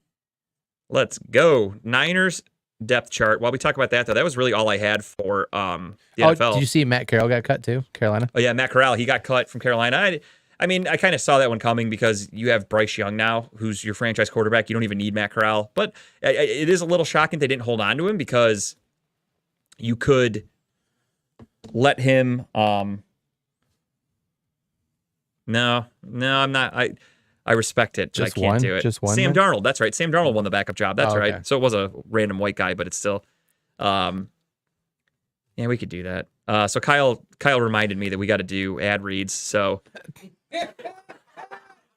because it wasn't really my idea. You gotta make sure you keep the lights on so all the bills get paid here. So Let's this pick fucking our favorite one. This fine internet. We still got a lot of show to get to. Well, the one thing here, let's just go off of what I got. So I got an email earlier today, or a Facebook Messenger message from Dave, head of Redline Radio here. So Nigerian prince wanting $10,000. One thing about it though that I find a little troubling is there are some advertisers that I've heard about that are not on this list that it's supposed to be the new updated list. So I don't know who makes these things here, but they're missing. I know who makes them. I don't know if he actually does anymore. I think I know who you're talking about. I just feel like he doesn't do anything anymore at this station the way things go. No, he doesn't make those because those aren't black with yellow lettering. That's true. So these are actually legible. There are misspellings, but they're still legible. Yeah, so there are some sponsors that I've heard about. Like here, I got this card. Did you find it on the road outside? I found it, yeah, next to the trash can. It was not in the official ad read paper that I have though. Puff and Roll, CBD vapes, Kratom. Daily deals, monthly raffles, premium products. Check them out on Facebook at puff_n_roll 440-444-44443. Wait, too many fours. 440-444-4443. There we go. That was too many numbers at first. Fofo. They can be found at 464 North Abbey Road, Elyria, Ohio. That is Puff and Roll. Not 100% sure. I'm guessing they just sell CBD vapes and Kratom. I don't know much about them because there's no official information in the ad read, even though they're supposed to be one of our sponsors. But you can puff and roll. The other paper said something about, I think it was All Pro Trucking, All Pro Freight, something like that, because I know them from my work. They were a sponsor a couple weeks ago. They were on that thing that was posted by Redline Radio. Where are they in my ad read paper? Fuck if I know. Don't know. They were I think Spirit Halloween pulled them out. Another one was, am I missing another one? There was a third, I thought. There was one more, I think, if I'm not mistaken. Let me look it up. I probably have that picture in here. Let's see. Well, while you're looking it up, I would like to do a special thank you and a very sincere ad read for Wiggins Construction and Home Improvement for building this luxurious Studio 2 that... Okay, no, so that is all I have is Puff and Roll and All Pro. And yeah, you know what? Honestly, I'm going to give a shout out to Growing Wings Adult Services, the official. My damn read. Oh, you weren't done? No, it's fine. You were going so slow. I was trying to be emotional about it, but he's ruined all the JG moments. has been interrupting all night. My bad. He has been on a roll, hasn't he? I'm fucking fired up, boys. I apologize. Go ahead. No, it's okay. I'm Nope. done. Moments passed. Cut it. I'm covering my mic. Moments. Fine, I'll speed up then. Thank you for Wiggins Construction and Home Improvement for making a great Studio 2. We enjoyed our time here. Thank you guys you, did a Kyle. great I'm just job. kidding. If you could go and deconstruct this desk now that you built probably, and we can reconstruct somewhere else, we'd greatly appreciate it. We will probably give you a call at the 440-731-7654 number if we're allowed to. Before we close the doors here at Studio 2, I want to give a special thank you to Growing Wings Adult Services. They're the official sponsor of the state-of-the-art Studio 2, or at least they were. Growing Wings Adult Services has over 7 years of experience of taking care of adults with disabilities. For more information, call Lisa at 234-334-7547. Gonna miss this place. Had a great time here. And that's it for ad reads. That's all I got. I don't want to do anymore. I'm not gonna miss the steps. Yeah, those steps sucked. I was going to ask, that was going to be my next thing. Once Dave ended up getting that water cooler that was never going to happen, and we got some more comfortable chairs, I was going to see if we can get one of those lifts that just ride you right up the fucking thing. And me and Tim, we just ride on that together, dude. I hate those steps. I did walk in today in the front. I haven't been in the front in a while. The front's steeper. And I looked up and I was like, God damn, I'm not going to miss that. The front is steeper. I'm not gonna miss how hot it is in here. No, that's the fucking worst, dude. Not as bad as the internet. That's true. So, on top of that, you've got, of course, Redline Radio. Now, while if you're at Studio 2, the shows may not be able to be heard, but they happen. So, I mean, like, if you want to watch Steel City Running Lights, you can tune in from 10 to noon on a Sunday morning. Are you actually going to be able to understand what they're saying? No chance. But it's there. I mean, you could chime in. You could put in a comment like, hey, guys, great show. Can't fucking hear it. Can't see it because it's all choppy and shit, but I think you're doing a show that you could say stuff like that. Get a word in every 5 minutes. It's okay. So yeah, any show at Studio 2, like I am today, you can't actually watch or enjoy it, but it's there. But Studio 1, however, good internet. Nothing ever goes wrong there. It's always a good time there. Tim does his shows sometimes when other people actually carry their weight and do their fucking jobs. He's able to do his show on Tuesday nights. So you can check out Tim Buck Tuesday, 6 to 8 on Tuesday nights. Can't miss it. Sometimes it starts at 7 because, again, some people are fucking irresponsible and they don't do their jobs and they hold up other people from starting their shows. Yeah, the great show. On Monday nights, you can check out Redline Radio Internet, which is fucking nothing because that's what's happening on Mondays. What's that banging? You hear all that? That's Spirit of Halloween. Oh, shit, they're here. That's exactly who that is. They're fucking taking shit. Wednesday nights, of course, you have Talking About Balls previously at Studio 2. Now, going forward, we'll be at Studio 1. On Thursdays, you got that guy Dub from 3 to 4 doing some great interviews. Check that out. Tell him JG and Talking About Balls sent you. And then you've got the Lex Vegas show Thursday nights, 7 to 8. Don't want to miss that. The heart and soul of Redline Radio, if I'm being honest. Been here a long time. He's been doing it. He actually, I'll give him a lot of credit. He goes above and beyond and puts Redline on the map and was having them help him with doing all those shows he used to put on and stuff. I don't know if he's still doing those. I haven't seen any flyers for a while from anybody, but Lex is all over the place, man. He doesn't stop. Just had one last Friday. Oh, did you really? I didn't see anything about it. Normally, I like Dave Floods. Well, then again, I guess it's Dave. Usually Dave promotes stuff, or whoever, the other guy that hosts shows on the station sometimes promote things. They stopped doing that. Speaking of, Dave's in the funk. Yeah, you could say that again. Speaking of Friday, the other guy at Redline Radio on Friday nights, you've got from 8 to 10. Don't want to miss that. Although he's on a hiatus right now. Who knows when that's coming back. When you wake up nice and early, sometimes the internet hasn't woken up fully and it's not in complete shambles. From 10 to 12, you got Unscripted on Saturdays with Adam, Dave, sometimes Chipper, sometimes guests. You never know who's going to be there. TMI, Too Much Information. They changed their time, right, Tim? They're from 6 to 9? 5 to 8. 5 to 8. That's it. Sorry. I knew there was an hour difference. You can't see that difference up there? They changed it. No, it's in yellow writing, which is hard as fuck to read from this distance with a light in my face. And the time is still 6 to 8. So I knew it was different because I'm slightly professional. I just couldn't remember what. So from 5 to 8, check out TMI. And then from 8:30 to 9:30, check out Comedy and Cocktails with Jen. And then on Sunday, again, Steel City Running Lights, you can kind of check them out on Sunday mornings where it's super choppy and not that great to watch.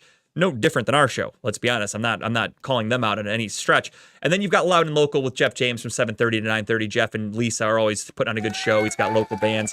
Again, he is now coming from Studio One. He had to switch locations because, again, he was messaging me last week too, or 2 weeks ago, and he was bitching big time about the issues with the technical stuff. And he said that, he's pissed and he's like, I'm going to stop doing my show until it gets fixed. And I said, well, then it was nice knowing you because Dave's not fixing shit at Studio 2. So he then moved to Studio 1. Is it like one of those like rent control where you put your money in escrow until you get it fixed and you can give them the money you owe him every month? Honestly, I have no idea. I think it's more so just he has a hamster in a wheel running the dial-up internet right now, and that's everybody's big gripe. Well, guess we'll see what happens. Yeah. On Tuesdays also, though, I skipped over. You've got Live on Location with Gary Wenner, spinning the tunes, and you could always check out Broad Street South. Broad Street South kind of gets broadcast with Redline randomly. I don't really know. I think their schedule's legit, but sometimes I've seen their shows on Their Monday show always nights. looks good. No, it's good. Angel does a really good job. I might have to make a phone call. So we'll see what happens. And we'll go from there. That's the Redline Radio current schedule. I feel like there might be some shows leaving that schedule soon if the things don't get better around here, but what do I know? Nothing. Let's get into the NFC, what you all came to see. You gave me a picture of both. Yeah, no, I know. I couldn't find one with just the NFC, but I thought that was kind of cool looking. It just broke everything down, so I was like, fuck it, let's just go with that one. Okay, I'm just making sure. Nope, you're Give you a good. picture of what? For the NFC, I sent one. It's got the AFC and the NFC. There he is, Dub. You just missed it, man. I just gave you a shout out for your show and everything.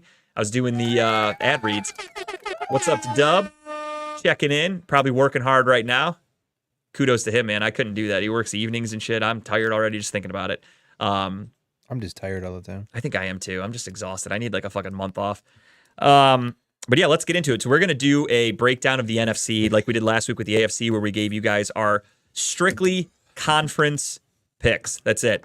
Who we think in the NFC is going to be the best player. These aren't official picks. Next week will be our official picks for the league, where we will pick who we think is going to win MVP, where we're going to pick who we think is going to win Offensive Player of the Year, Offensive Rookie of the Year, etc.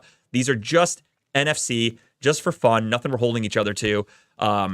Hell yeah, Dub. I appreciate you stopping in, man. I honestly do. And again, you're welcome on our show whenever you want. We're going to be moving to Studio One. You weren't here from the beginning of the show, so we'd love to have you on, but we are going to unfortunately be at Studio One. Studio Two has been bought. Tim, if you could show them really quickly who bought Studio 2, if you could throw that one up. Been leased out. Yeah, there. Yeah, Spirit Halloween has officially bought Studio 2, Dub, so we have to leave.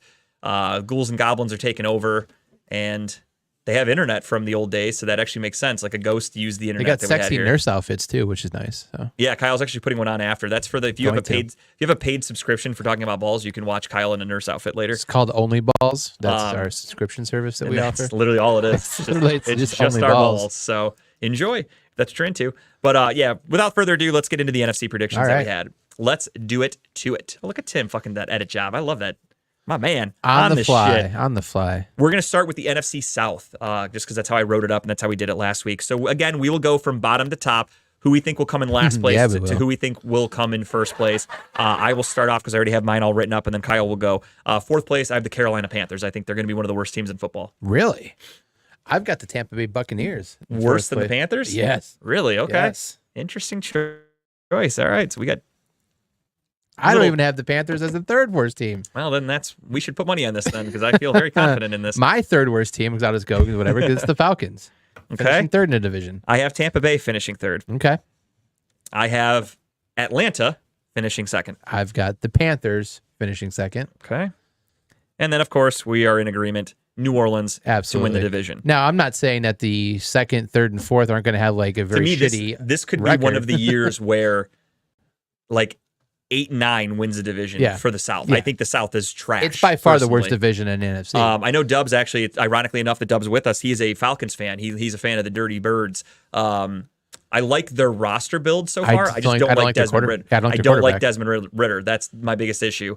If they had a better quarterback, I really like that team because I know a lot of people are going to be picking Bijan Robinson to be the offensive rookie of the year. They think he's going to be a huge stud. You got Drake London. You've got Kyle Pitts. You've got a really good offense there. Shitty You offensive signed line. Jesse Bates. You signed who's that fucking old dude who used to always block our fucking kicks? Calais Campbell. He is now with the Falcons. Like, they did a lot of work on that team. And the defense, yes. In offense, too. I mean, you draft Bijan I know. Robinson. I'm That's just a great saying, running back.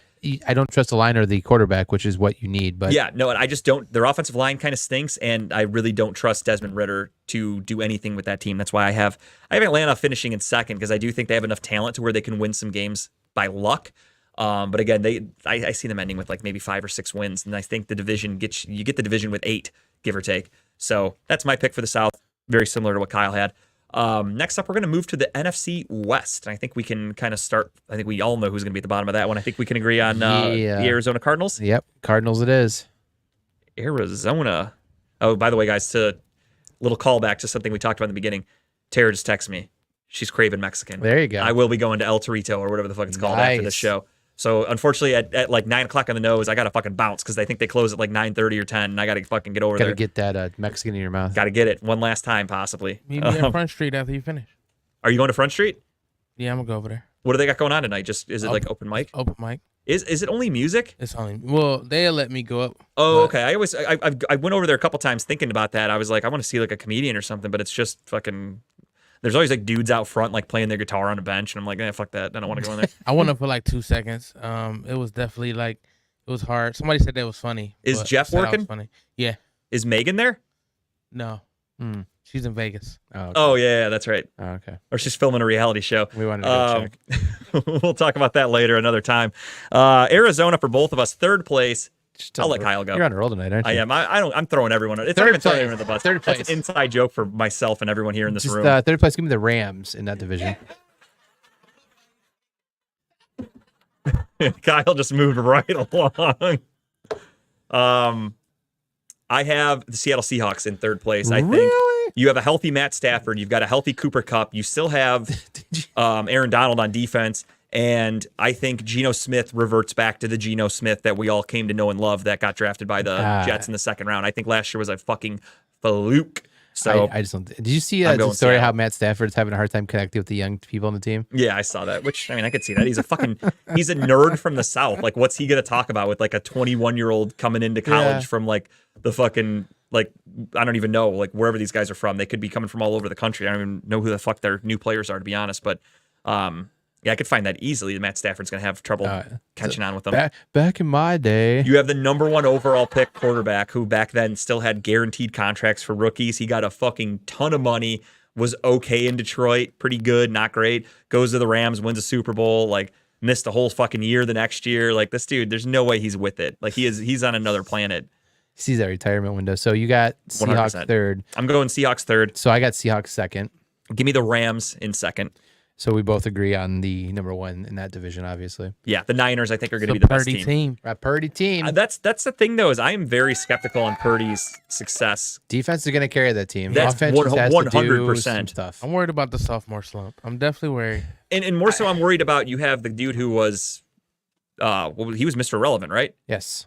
So you have this guy who was taken in the 7th round who was not expected to do anything, and the odds of a guy being good from that spot late round is extremely rare. Like Tony Romo is a Speaks rarity. volumes to Shanahan, though. I Kirk think. Cousins is a rarity. Yes and no. I mean, Wasn't a lot Tom of it, Brady that late though? Tom Brady was pick 6th 199. round. He was 6th round. So again, it's super rare. You only have a handful of guys that were not like top 3 round pick quarterbacks who have that kind of success. So Purdy for me is kind of like, I think he was a flash in the pan, and maybe now teams are going to have him figured If he out. We'll does it see. again this year, then you can obviously he And belongs, really, right? he's set up to succeed. You've got Brandon Ayuk, you've got Debo Samuel, George Kittle, Christian McCaffrey, a really good offensive line. You've got Shanahan, who's clearly one of the brighter coaches in football. So you're destined to be successful. It's just, will Purdy be figured out? We'll find out. Time will tell. But I still also have San Francisco winning that division. Yep. Moving on to the NFC East, we are going to start at the bottom. I'll let Kyle go first. I'm going with the Commanders, number 4 in that You and me division. both. Put Washington up there. I think this is Ron Rivera's last year Yep. there. I think naming Sam Howell your starting quarterback is not good. I don't think Sam Howell's very good. Not that Damn, Jacoby. I like Jacoby Brissett. Really love everything he did in Cleveland. Do I think he deserves to be the starter there? Probably not. I just think their quarterback situation is kind of fucked. Yeah. And it's going to cost them. Absolutely. Third place, Kyle. Who do you got? Giants. Same with me. Ooh. I think Danny Dimes got paid. He's another one that will be exposed. He's a buster. I mean, I hate Kyle Shanahan because the way he treated my Browns. But he's a good coach, unfortunately. It's a great PowerPoint. John though. Lynch is a fucking stupid ass GM though. I'll give him that. That dude sucks. That's why You draft a guy like Trey Lance, number 3 overall. It's fucking ridiculous. Traded up for him too. So let's get to it. Second place, who do you got, Kyle? Second place, give me the Cowboys. We are identical then for that entire conference because I have Give us the Birds, or number division, 1. I mean, because I have that exact same thing. Philadelphia Eagles, number 1. There's that dead bird I again. missed that sound. Next week, you guys are gonna hear a shitload of noises like that. I can't wait. Bunch of size too. I but you hear personally birds. don't think. I don't know if the Eagles are going to have as much success as they did last year. I'm kind of worried I about called that. it a couple weeks ago, and Yeah, I I'm said kinda I think worried. the Eagles are going to have a down year this year. I could see that, but I just don't like what I've seen out of Dallas with Dak Prescott. I think their defense is going to be really good, but I think Dak Prescott's like really taken a step back, and he's got bad confidence already. Throws a ton of interceptions, can't stay healthy. Now you trade for Trey Lance, so now he feels a little extra pressure on his back. I think that's going to be a recipe for disaster. For So that they're offense. projected to win supposedly 10 games. Yeah, I just don't see it happening. I'd take the under, and I'd feel confident in that personally. Again, they have a good defense, right? Their defense is going to win some close games for them. Yeah. I see them starting off strong and doing a typical Cowboy slide. No, I agree with that. That sounds very accurate to me. Next up, we're going to wrap up with the NFC North. I'll start here. Chicago, last place. I think Chicago's going to stink. I think I put Green Bay at fourth. Yep. Packers. I don't think Green number Bay is 4 going to be very good either, but I think Chicago's going to be. Chicago's defense is fucking putrid. Yeah, Packers for me. What's putrid? Tim, you know dictionary time is after the show. We're going to talk about putrid, and then I forgot what was the other word I used? Deter.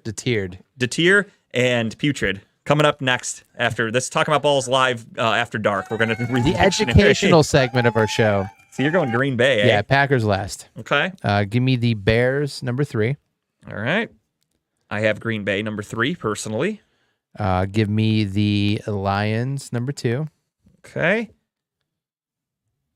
We are all different because I have Detroit number 1. Really? Winning the division. I think it's a down year for that division in general. I think the NFC North kind of stinks.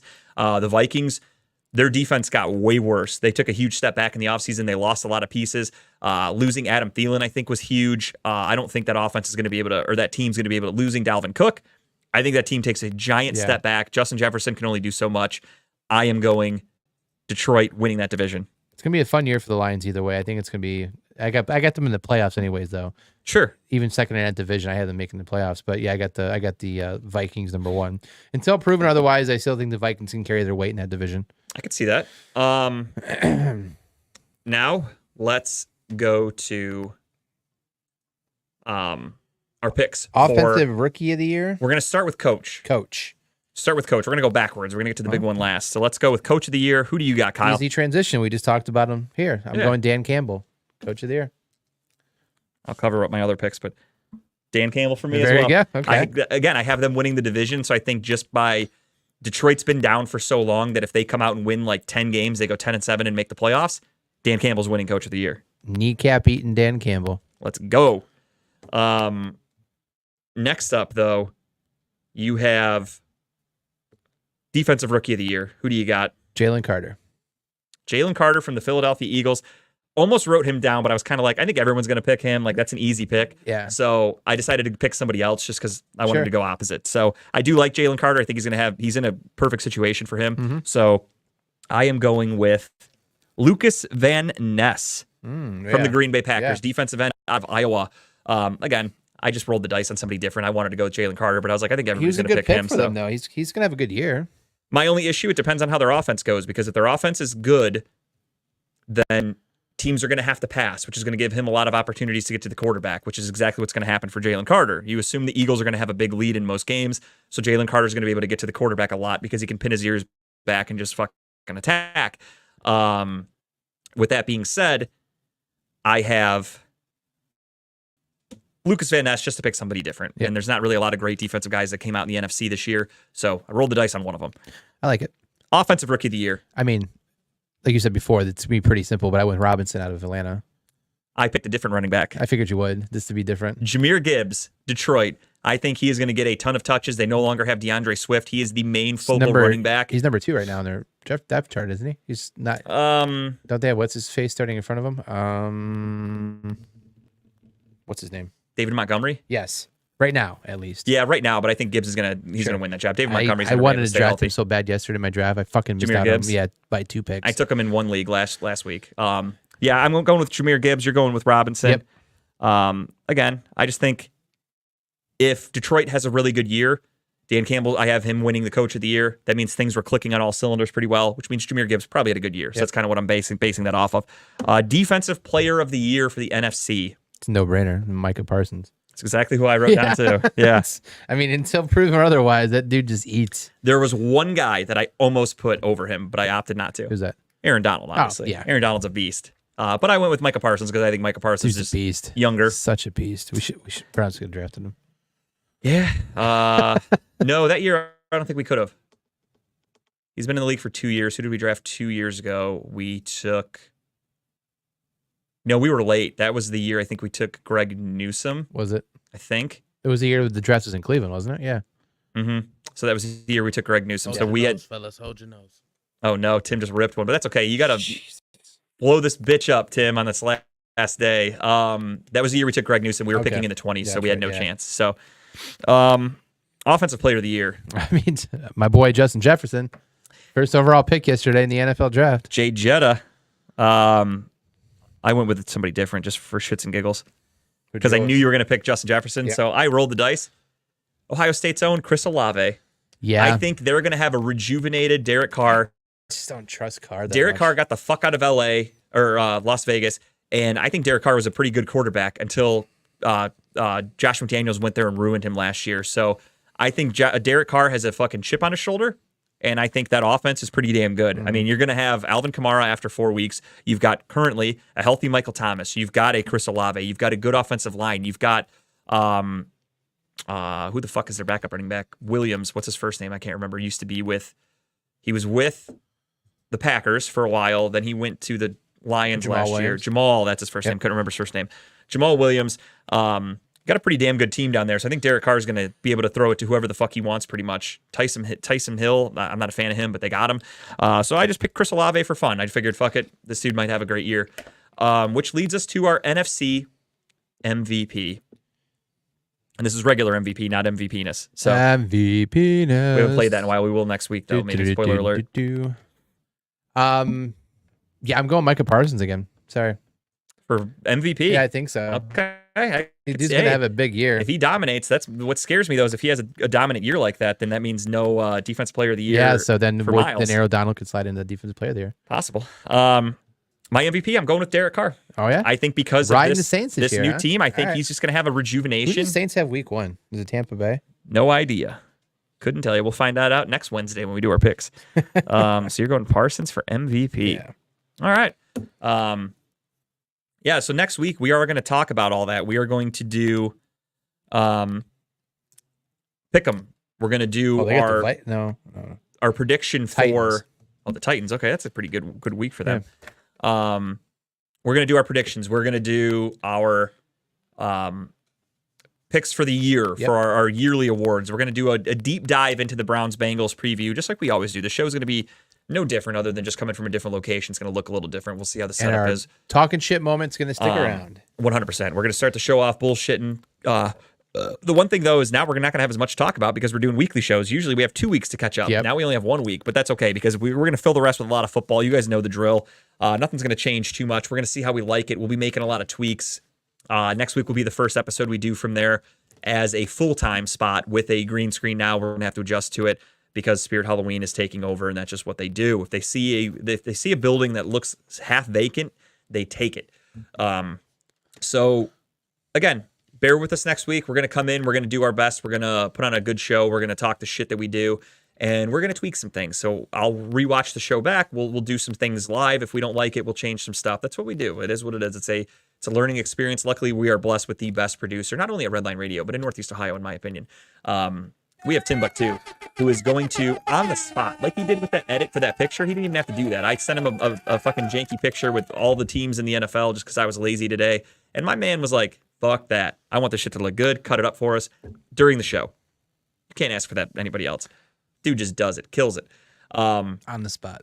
That's why I love him. So we're going to do the same thing next week, next Tuesday. It's going to be a different studio, but it's going to be the same 3 guys, and it's going to be the same fun packed show. Lighthearted. Plenty to do. Yeah, Shit talking. same shit. Sports knowledge. Nothing crazy. Bust out the thesaurus on Tim. Luckily, type we show. know a thing or two. Yeah, we're gonna have some fun. It's gonna be a good time. But yeah, coming from a new location, it's gonna be scary. We'll see. Sorry. Dave also claims he's getting brand new 360 cameras. He claims. Tim's face says otherwise. What I else? just don't know. That's what he It's the said. first time I heard it. What did he say? I'm gonna go back and see that. And Let's do that. We got those receipts. Let's go. He said, yeah. So when he asked me if we wanted to go to Studio One, it was, here's what I figured out. I love having you guys at the station, so don't want to lose you guys. I'm going to throw this out to you. You guys have been having problems for a while with your show, and it's not fair. So you're against moving to Studio One. We have a green screen there, and I can get 2 360 cameras by October, motherfucker. So that's once the sale goes through with Spirit Halloween. He's gonna buy those 360 cameras, and shit is gonna be legit over at Studio One. So we're gonna see. We'll see how it goes. You got it here. I got like Kyle said. I keep receipts. But are they 4K? Highly unlikely. Okey-doke. 360 is the only number that gets put into there. 1080p. they We're are- rocking 360 1990. is not even high def. They are 0K 360 cameras. Yeah, no, I don't know. What We'll if see we what just happens. invest in our own 4K camera and bring it every time we do a show? It's not a bad idea. Tara did tell me, she's like, you should get a ring light or whatever. Like she told me to like get some stuff to make it like. I have a 4K camera at home. I should just bring it in. And We see what it looks we like. did buy those cameras Yeah. before we came to Redline. We bought We shit. I both don't know. bought 4K cameras. We'll see how it goes. Okay. Um, Do our own shit. Bring it in. we'll see. Okay. Again, we're learning on the fly. We're gonna go week by week. If we don't like something, we're gonna tweak some things. That's just what we do. I may go back to bringing in my own microphone. I think I'm doing that again. Oh. So funny. I thought about that earlier today. Fuck yeah, I am, dude. I'm going back. I'm back on my bullshit. Can we go get little miniature dolls of ourselves made too, so we put it in front of ours? I feel like we already have voodoo dolls of us, and that's why we get to shit luck over here. Somebody's got a voodoo doll about us. Someone's sitting at home you- right now poking the shit We out of can us. get figures made of us. Dub talked to me about that. Dub just got one made, the same one that Lex has. He got one made for his show, and there's a guy who actually makes them. So if you just put out a request, I don't know how much they are or anything. I have to get his name, but there's a guy that makes them. So I feel like that's what Kyle was trying to. hint Yes. at. Yes. Also because no, I know. I'm saying I like. I know. Legit, I would like one too, but also because I just watched Tales from the Hood last night, and one of the skits on Tales from the Hood was in those little miniature dolls. You ever seen Yeah. it? Where they come to life and they attack? Yeah. It was Yeah. I knew what you were talking about. I'm creepy saying, show. Dub literally just told me about that when I was on a show. He was talking about the I guy mean, that I would made his. definitely get a figure of myself Yeah. made. All round, plump version of me. It'd be great. And I also think when I think of the little figures, I think of the kids from Ernest Scared Stupid. Remember Oh, when the yeah. troll like Yep. would scare the kids Yep. and turns them into those little toys and sticks them up on a shelf? It's exactly what they look like. I love that shit. But yeah, so that's gonna be next week. This is our last, just the tip, coming to you live from Studio 2. Give it to him, Tim. Take it away, Tim. Give him that tip. Well, my tip this week is definitely another comedy show, but it's not any comedy show. It is my birthday comedy show. Yes. Happy birthday My birthday is tomorrow for you to guys. you. Happy birthday to Tim. Me? Tim, give out that Cash App name again. If you guys want to throw Tim some money to buy a shot or whatever, he'll take it. Please. I will definitely take it. That is $ Timbuktu. That's TIMBUKTU 31. That's for Cash App. Go ahead, send me a couple dollars. I'm about to go to Front Street Social, holla at my man Jeff before we do Loud and Local this week. But for Saturday, the Comedy Mafia presents Wildin' Out Style Comedy Show. We don't want to, take their name too much. You got to add some things on there before you get sued by Nick Cannon. He's got to pay for all them kids. Right. And it is to celebrate not only my birthday, but also Reese's birthday. Reese's birthday was yesterday. Shout out to the Virgo Reese. She is hosting the show, and her and Milan are the ones that kind of put this show together. So I definitely appreciate both of them for that. But it's going to be a gang of us, man. Kevin Ford, I Holla, Marquand Banks, Civ V216, Tyrone Gaines, CJ Starr, Jin, Red Line Zone, D1D, Church Boy, also Red Line Zone, Gene Miller, myself, and Trey Coles are going to be on teams, facing each other, just like Wildin' Out. We're going to have different type of games. Some games may be familiar to the show, some games not, but we're trying to do all of that. And like I said, it will be also music artists, Milana artists, and her crew basically are going to be coming out doing some music as well. DJ Jack C. Then we're going to be at the Exotic Cuisine That's 12703 Lorraine Avenue. That's in Cleveland, Ohio, 44111. It's gonna be a great time, man. They got great food at the location. It's $15 a ticket, 20 at the door. So if you need your tickets, man, I gave you my Cash App. $TIL That'll get you a ticket. That'll get you a drink. And a reach. TU 31. Do it. Come on. It's come like on out. Shout out to Jeff. There he is, checking in. It's crazy. It's like he has fucking eyes or ears in the back of his head. Tim was like, I'm going to go to Front Street Social and talk with Jeff. And next thing you know, 2 seconds later, Jeff's like, hey, what's good? Right. That's like when we badmouth a certain somebody here and then our internet gets shut off. It's fucking uncanny. It's got the how red timing works It's got the out. red nuke button sitting at home. Crazy how that works. Yeah, the phone, the red phone starts going off. He's like, who's talking about me? But yeah, no, it's awesome. Definitely check that out. And again, throw Tim some cash, get him a drink. He's going out tonight. He's going to be going out, I'm sure, all fucking weekend. It's a long holiday weekend. My dude's going to have some fun. Today was my last day. Is it really? You got a a long weekend, dude. Hell yeah. I took Friday off too. Did you? It's nice, yeah. I'll be there just because I'm not going to do shit, so it's fine. But hell yeah, let's celebrate Tim's birthday in style, guys. Give him a little cash. Go check out a show on Saturday night. And I look forward to next week when we're bullshitting to hear all about it. Yeah. But here's some crazy stories. Yeah, I damn well better hear some crazy stories. Like I want you to be in another music video. I want you to be topless a bunch. Like I want the works. Give me that shit. I'm definitely gonna be topless. Hell yeah. I mean that's natural. Kyle, what do you got for us my this week? tip of the week. I think we talked about this earlier about how like lately in the last 2 weeks there's been like an overload Flooded of amazing stuff that I can't wait to get to. But this one I'm watching or almost done watching is the Untold Florida Gators. It's called the Swamp Kings. It's about the 2006 to 2010 Florida Gators. Ugly. What's that? I'm sorry. This picture's ugly. Yeah, it's grainy as fuck. It's okay. It looks like it was designed by Redline's Internet. Yes. But anyway, so it's about the 2006 to 2010 Florida Gators, back when Tim Tebow played for him, back when a certain tight end that they don't even mention much at all on this show back there played for him. And then obviously the old one and grateful Urban Meyer talked about how Urban came from Utah, his upbringing, how he's kind of an asshole of a coach, to be honest. Yeah, no, he's a dick. But I really talks about the rise and I don't say fall, but somewhat fall in Urban's departure from Florida to Ohio State. But it's crazy. It's crazy how these guys were treated in college, basically what they got away with, how crazy that fucking team was. And you think about it and you look back at it. I mean, I'm memory flashback. They were really fucking good. Yes. I mean, they were very, very good. Urban ran a hell of an offense down there. I hated them because at the time I was a kid and I liked Ohio State. Yeah. I did not fucking beat us, so I hated Florida. I did not hate Florida as much as I hated the Miami back in the day, back in 2001, 2002. I hated Tebow. Yeah. Well, everyone hated Tebow. Yeah. That nice of a guy talks about. I think if they had any different type of quarterback, I wouldn't have cared about that team. It would have been cool to watch them like kicking ass. But because it was Tebow, he's like the Hulk I fucking hated the Hulk that Hogan team. of Christian boys. Eat your vitamins, say your prayers. Oh, I hated it.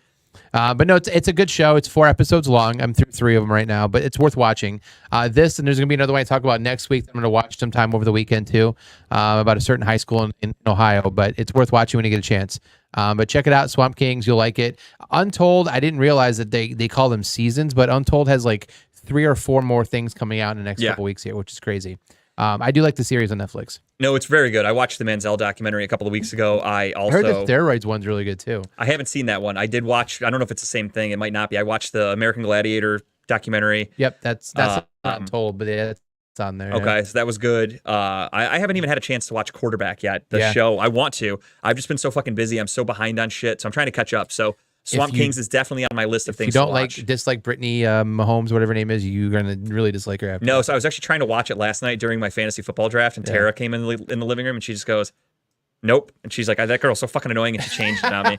She's like, you're doing your draft. I'm going to watch a movie. And I'm like, all right, that's so fair. Fucking fake. And I was only 10 minutes into the episode, if that. So they had showed her a ton enough to make Tara go, fuck this. Shout out to Jeff James, another birthday. He said, stop by Front Street on Saturday, celebrate his birthday. His birthday is Saturday. No shit. Redline gets in free. Right now, tentatively, we are scheduled to go to Oktoberfest. Yeah, we'll be down the street. I know with Kyle is some pints 100% going to be there. So Oktoberfest is at the Berea Fairgrounds this weekend. Kyle's for sure going to be there around 5 o'clock on Saturday night. I'm expected to be there. I've got some stuff going on. But we'll see what happens. It's not far from here, so maybe do a little Oktoberfest, then swing by Front Street Social and check We'll out have Jeff's show. Liters upon liters of beer. And we'll just walk in with our Steins at Front Street and Yes. demand they fill them and be Fill like, them I to am the with top. Jeff. We are with Red Line. Can you get some Narragansett in Fill his, that his shit. Stein, please? That'd be great. You trying to get me, Tim? I was gonna tell you, you're on that camera when you go. Okay. To my right here. Yeah. Beautiful. So let's do it to it. My tip of the week is the podcast I was talking about earlier that I want to go see live, and it is the guys from Workaholics. Last week I did Workaholics as my tip, or 2 weeks ago, because I went back and rewatched it. It's funny as fuck. I like that. Didn't know these guys do a podcast. That's the artwork for their podcast. It's called This Is Important. Queen. And it is Blake, Durs, Kyle, aka Carl from the show, and Adam. And it is fucking hysterical. If you like Workaholics, if you're into that kind of like just stupid humor, it's truly the funniest podcast I've ever listened to. They are almost 200 episodes in right now, and I've just started listening to it. So I am currently on like episode 36. That is how much I've been listening to it because I've been doing nothing but cleaning and shit around my basement. So I just play it in my speakers, and I am obsessed. I love it. It's fucking hysterical. When I saw that they were coming to Cleveland, I immediately looked up the tickets. And again, I'm getting fucked by Ticketmaster with the fees, but I really want to go check it out. But it's just them talking about their day-to-day lives. Like, they literally are best friends, and some of them grew up together. They've known each other for like 20 plus years. They are fucking, I think, hysterical dudes. They've been in like improv comedy groups together. I think they're great. The show is fucking hysterical. Blake runs their soundboard, and the sounds he plays are some of the funniest fucking things, and I love every second of it. It's truly my favorite podcast. So definitely check that out. And if you want, listen. check them out on, I think it's September 29th. They'll be in Cleveland at the Temple Live Theater, whatever the fuck it's called. Not paying no service fees. But yeah, the service fees, careful, they'll get you. But yeah, so I'm thinking about going to that. I love them. I really want to go see that show. The Workaholics show was phenomenal. I always loved it. And then listening to them just being normal, they're funny as fuck. So it's just so talented. I like that. I definitely want to go check them out. So that's my tip. Check out This Is Important, the podcast. And for the last time at Studio 2, We bid you adieu. on behalf of everyone at Talking About Balls, my watch has ended. Bye, everybody. We'll see you next week. Different place, same face. See ya.